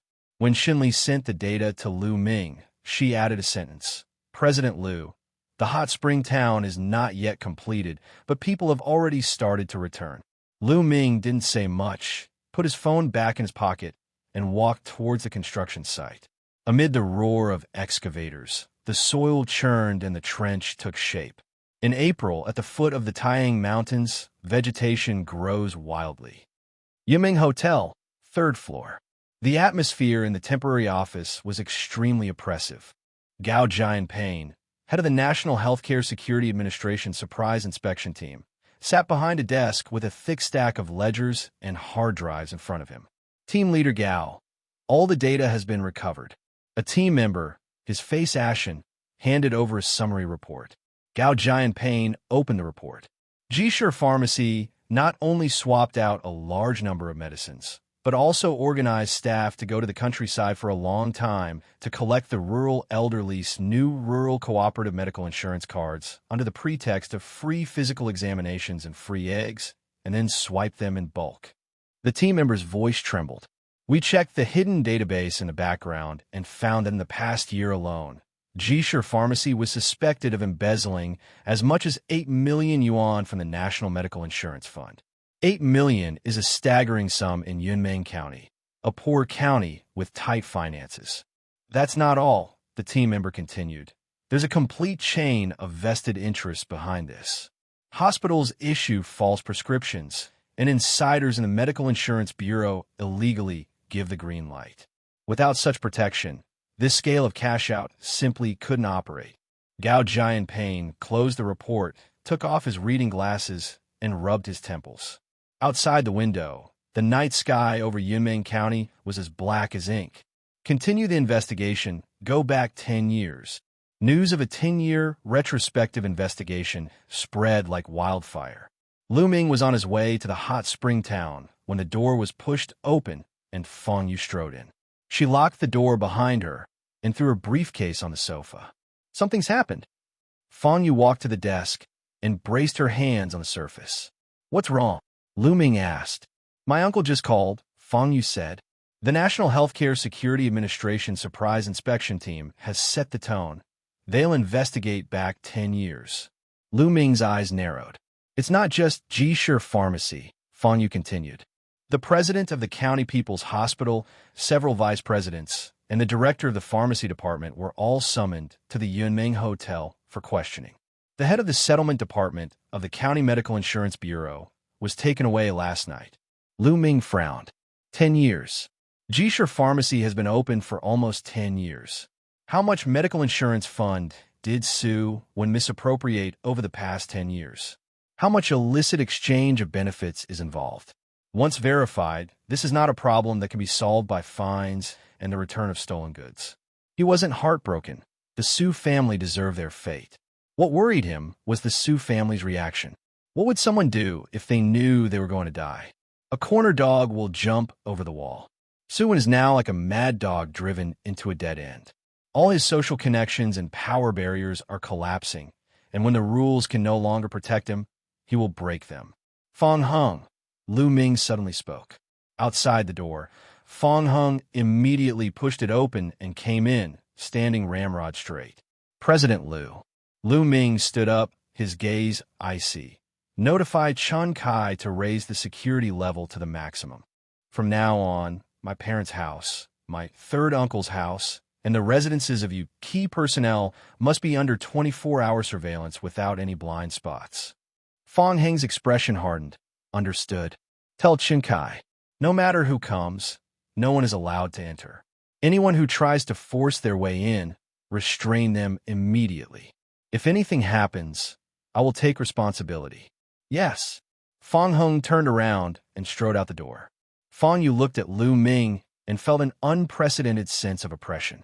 This man, who was a few years younger than her, displayed a calmness and ruthlessness far beyond that of ordinary people when facing a life-or-death crisis.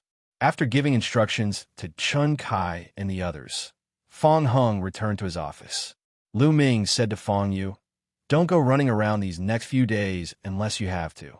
Fang Yu felt a warmth in her heart and said, "Don't worry." The Maybach drove out of the new city area and along the winding mountain road into Shishan Hot Spring Village. Even before entering the village, you can hear the deafening roar of machinery. Amidst the billowing dust, several small excavators were clearing rubble from the village entrance. The car was parked on high ground outside the village. Lu Ming pushed open the car door, and the scene before him invigorated him. 3 days ago, this was still an empty village. Now, more than 300 workers, wearing reflective vests and safety helmets, have spread throughout the village like an ant colony.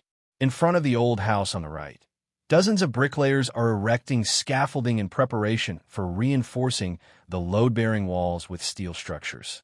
In the alleyway on the left, more than 100 strong workers were wielding shovels and picks, manually digging trenches for underground pipe networks. Lu Ming walked on the dirt road. "Honey, I'm not kidding you." By the roadside, a man in his 40s, his face covered in mud and grime, was squatting on a rock, making a video call on his phone. He grinned, revealing a set of yellow teeth. 400 day. Pay up on the spot after you finish the work. You should quit that job at the electronics factory in Guangdong and bring the kid back.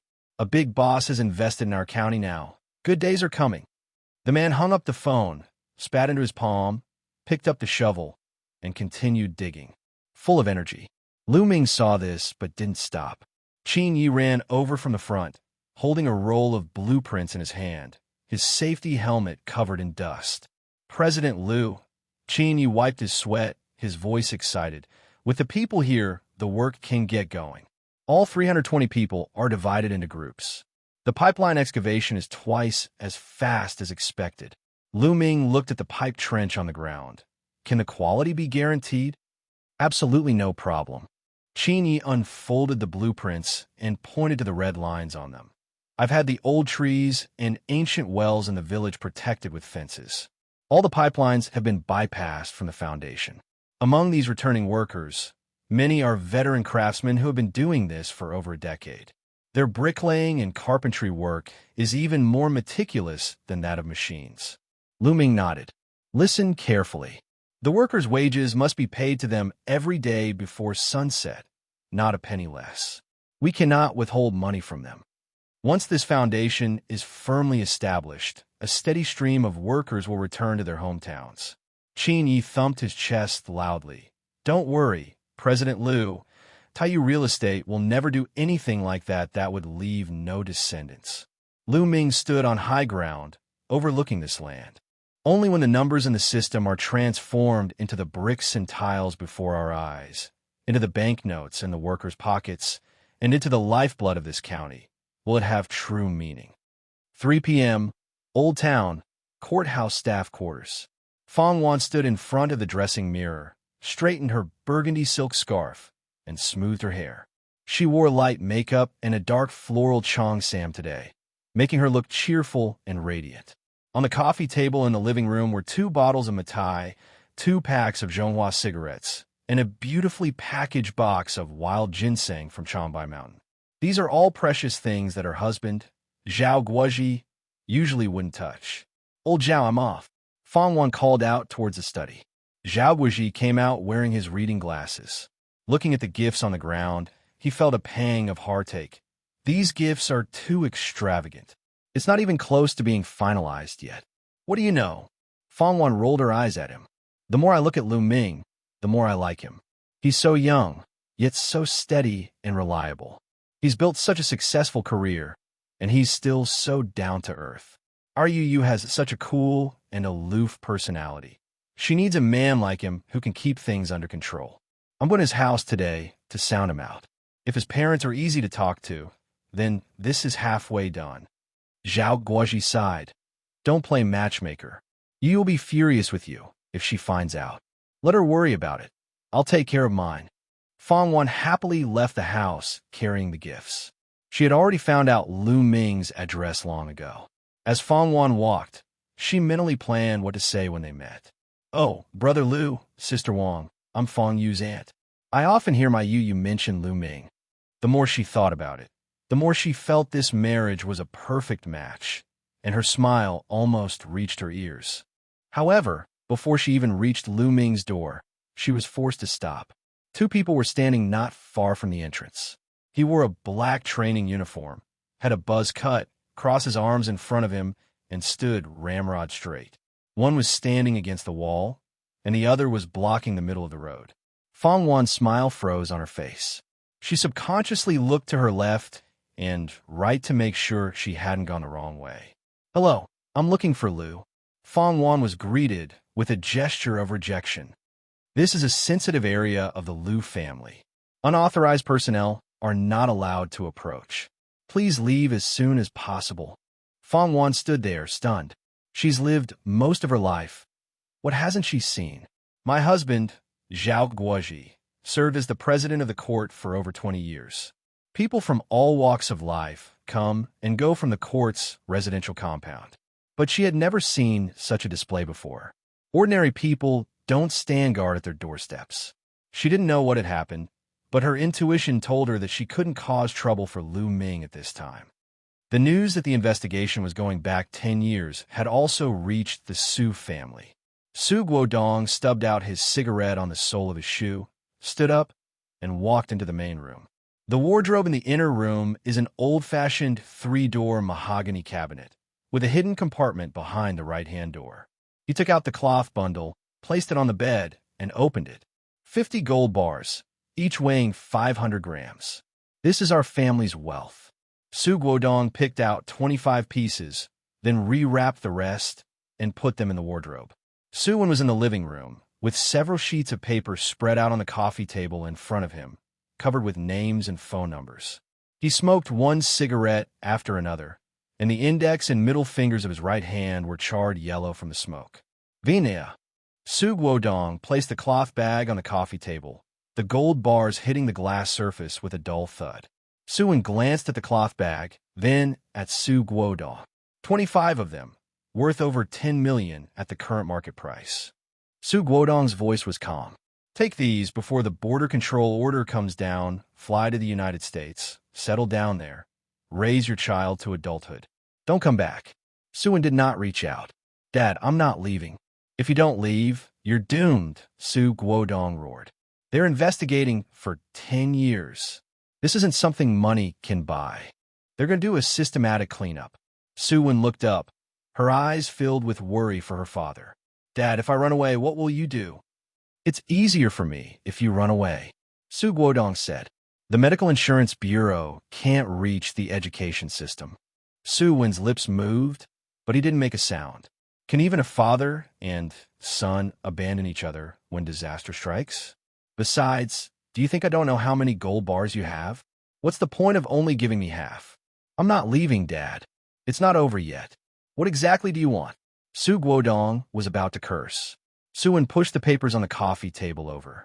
This is the list I compiled over the past 3 days. It includes 19 current employees who have business dealings with Jisher Pharmacy or who have had connections with the Su family over the years. Su Guodong glanced at the list, and his hands began to tremble. Zheng Zhanyong, Lu Dihao, Chun Kuei, Qian Jigang. He even had a few old friends he had known for 20 years. I've already started making contacts. Su Wen stubbed out his cigarette. If we can get 7 or 8 people to sign a joint report, along with the materials about the mine disaster, even if we can't bring down Sun Changming, we can still make things difficult for him and buy us some time. Why are you still so stubborn? Su Guodong was completely enraged. It's the Medical Insurance Bureau investigating you now, not Sun Changming. Dad, I know. That's why you want to muddy the waters. What do you mean? Su Guodong asked. Dad, think about it. If we hand these things over at this time, attract the attention of the higher-ups, and package this all as partisan infighting, wouldn't the focus of their attention change? Su Guodong closed his eyes. He only regretted that he didn't have a gun. Otherwise, he really wanted to shoot this beast. The situation is out of control, and only heaven knows what will become of the Su family. Su Wen did not lie, but he did not tell the whole truth either. He made a total of 14 phone calls starting yesterday afternoon. Zheng Zhanyong, from the Market Supervision Bureau, is currently unreachable. Lu Dihao from the National Health Commission did not answer the phone. I called Chun Kuei from the Medical Insurance Bureau. He answered, said he was in a meeting, and then hung up. When I called back, his phone was off. Qian Jigang from the Housing and Urban Rural Development Bureau answered the call, but upon hearing the name Su Wen, he immediately said it was a wrong number and hung up. Su Wen called the Deputy Director of the Finance Bureau 3 times, but the other party did not answer. 14 people were asked to answer. 7 had their phones off, 5 didn't answer, and 2 answered but then hung up. Su Wen sat on the sofa in the living room, staring at the dialing history on his phone, a chill running down his spine. These people were calling each other brothers at his dinner table just 3 months ago, drinking his mitai and receiving his red envelopes. Qian Jigang even came to ask him last month if he could help him get 2 cases of Wuliangye to give away. Now, they all look like they've seen a ghost. Su Wen was not giving up. He pulled out the last number, Bai Chongwen from the Housing and Urban Rural Development Bureau. Bai Chongwen had the closest relationship with the Su family. Su Guodong played a significant role in Bai Chongwen's promotion from Deputy Section Chief to Section Chief. Later, when Bai Chongwen was applying for Associate Senior Professional title, several items on his application form were prepared by someone arranged by Su Wen. The phone rang 4 times. I accepted it. Su Wen. Bai Chongwen's voice was very low. Uncle Bai, Listen to me. Bai Chongwen interrupted him, speaking rapidly. From now on, don't call me again. My phone might be under surveillance. The same goes for yours. Whoever you call will be in trouble. Do you understand? Su Wen opened his mouth. Sun Changming has already spoken with the Discipline Inspection Commission. Bai Chongwen's voice trembled. The next step is to transfer the case to the judiciary. If you have any sense at all, hurry up and think of a solution. Don't drag others down with you. The call ended. Su Wen's hand holding the phone fell to his side. The living room was so quiet that you could hear the ticking of the wall clock. Sitting opposite Su Wen, Su Guodong understood everything by looking at Su Wen's expression, such as the fickleness of human relationships. Did Bai Chongwen say that his phone was being monitored? Su Guodong asked. Yes. Su Wen nodded. Son, when will you finally grow up? Su Wen was taken aback, not quite understanding. Su Guodong laughed angrily. His phone is being monitored. How dare he answer your call? Dad, what do you mean? What does the Medical Insurance Bureau's investigation have to do with the Housing and Construction Bureau? Su Guodong patiently explained. He just doesn't want to be implicated by you. So he's just making up some excuse to fool you. Su-wen was very annoyed, and only then did he realize what was happening. Su Guodong sighed. All these years, you think that all the family fortune you accumulated was your own scheme? You're wrong.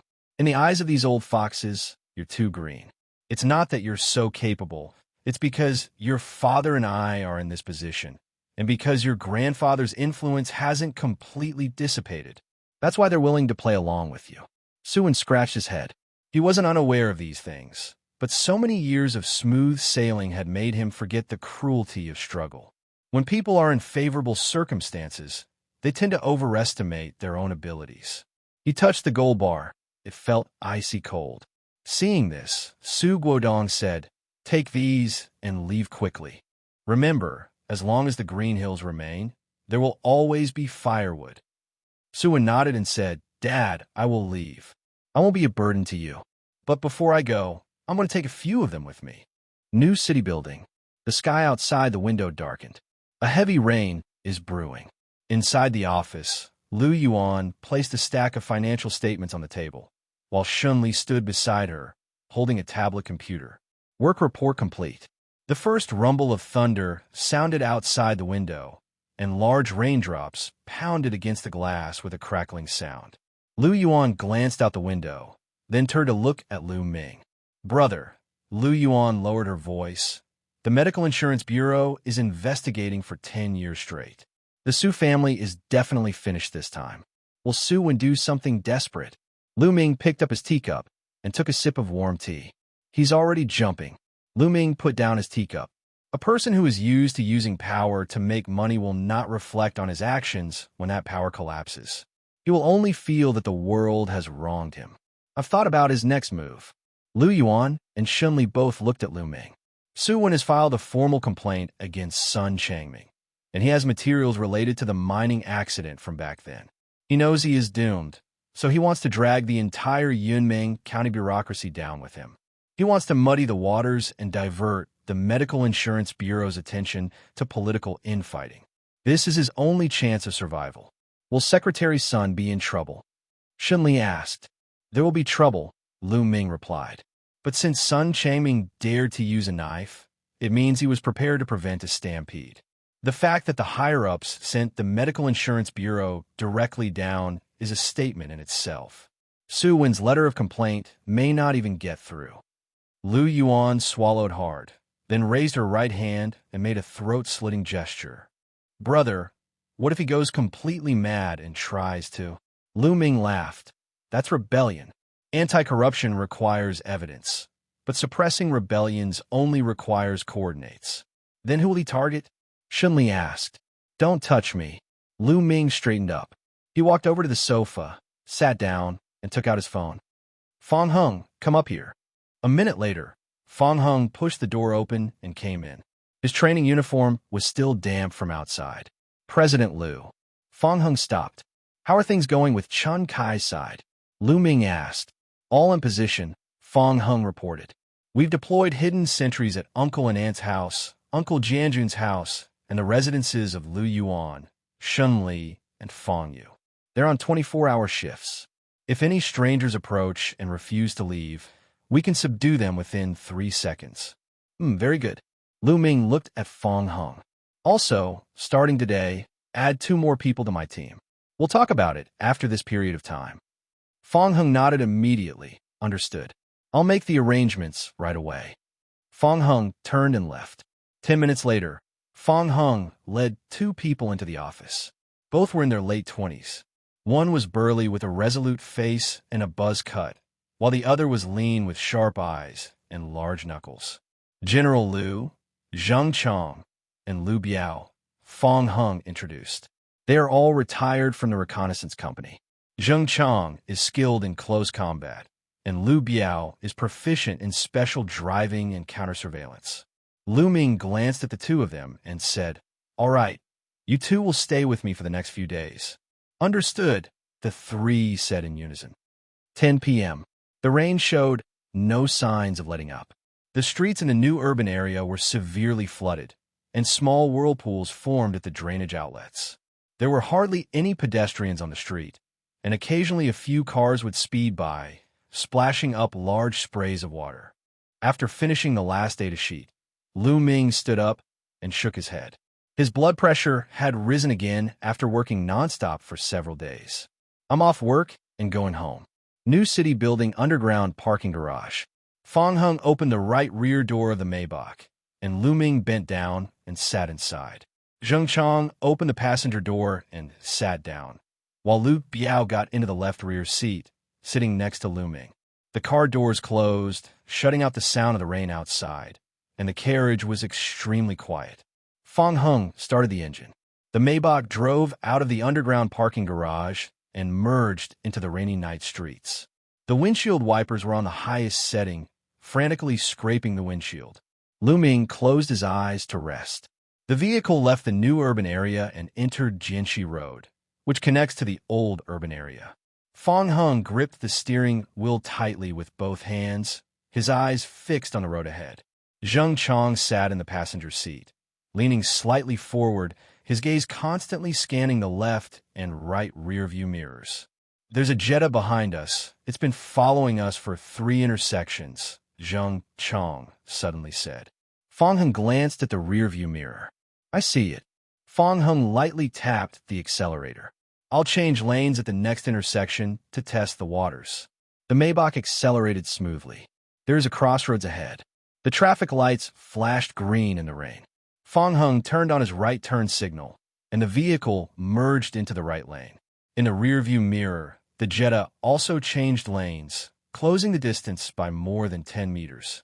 They're keeping watch, Zheng Chang concluded. Get rid of him. Lu Ming opened his eyes. Fang Heng was about to step on the gas. A sudden change has occurred. On the right side of the intersection, in a blind spot, on a construction access road without streetlights, a piercing roar of a diesel engine shattered the tranquility of the rainy night. 2 powerful high beams instantly illuminated the right side window of the Maybach. The bright light pierced through the rain, making it impossible to open one's eyes. Right side, Zheng Chang roared. A heavy dump truck without license plates sped out of the construction access road. There was no slowdown, no honking. The dump truck, carrying enormous kinetic energy, hurtled straight toward the right side of the Maybach. The target is Lu Ming Maybach. The distance was too close, and the speed was too fast. Their lives hung by a thread. Fang Heng displayed an extremely terrifying reaction speed and driving skills. He didn't apply the brakes. Sudden braking on a wet road would only cause the vehicle to skid out of control, making him an easy target. Fang Heng slammed on the accelerator, simultaneously applied the brakes, and turned the steering wheel all the way to the left. The Maybach's rear wheels lost traction instantly in the floodwater. The vehicle emitted a piercing screech of tires. The entire car completed a thrilling drift at top speed. The front of the car swerved sharply to the left, while the rear of the car swung to the right.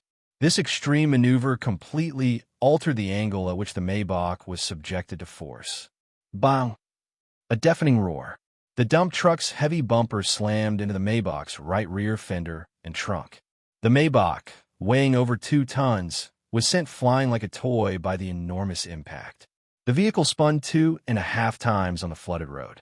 Inside the car, all the airbags deployed. Broken glass flew like a torrential rain. At the moment of the collision, Lu Ming was pinned firmly to the seat by Lu Biao.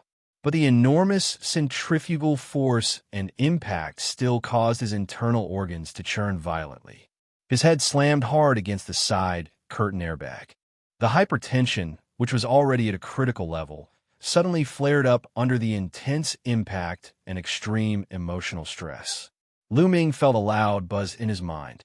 My vision was instantly overwhelmed by the crimson color. My heart was pounding, blood was rushing to my head, and I was choking on my breath. Bang! The left side of the Maybach crashed heavily into the concrete median barrier in the middle of the road.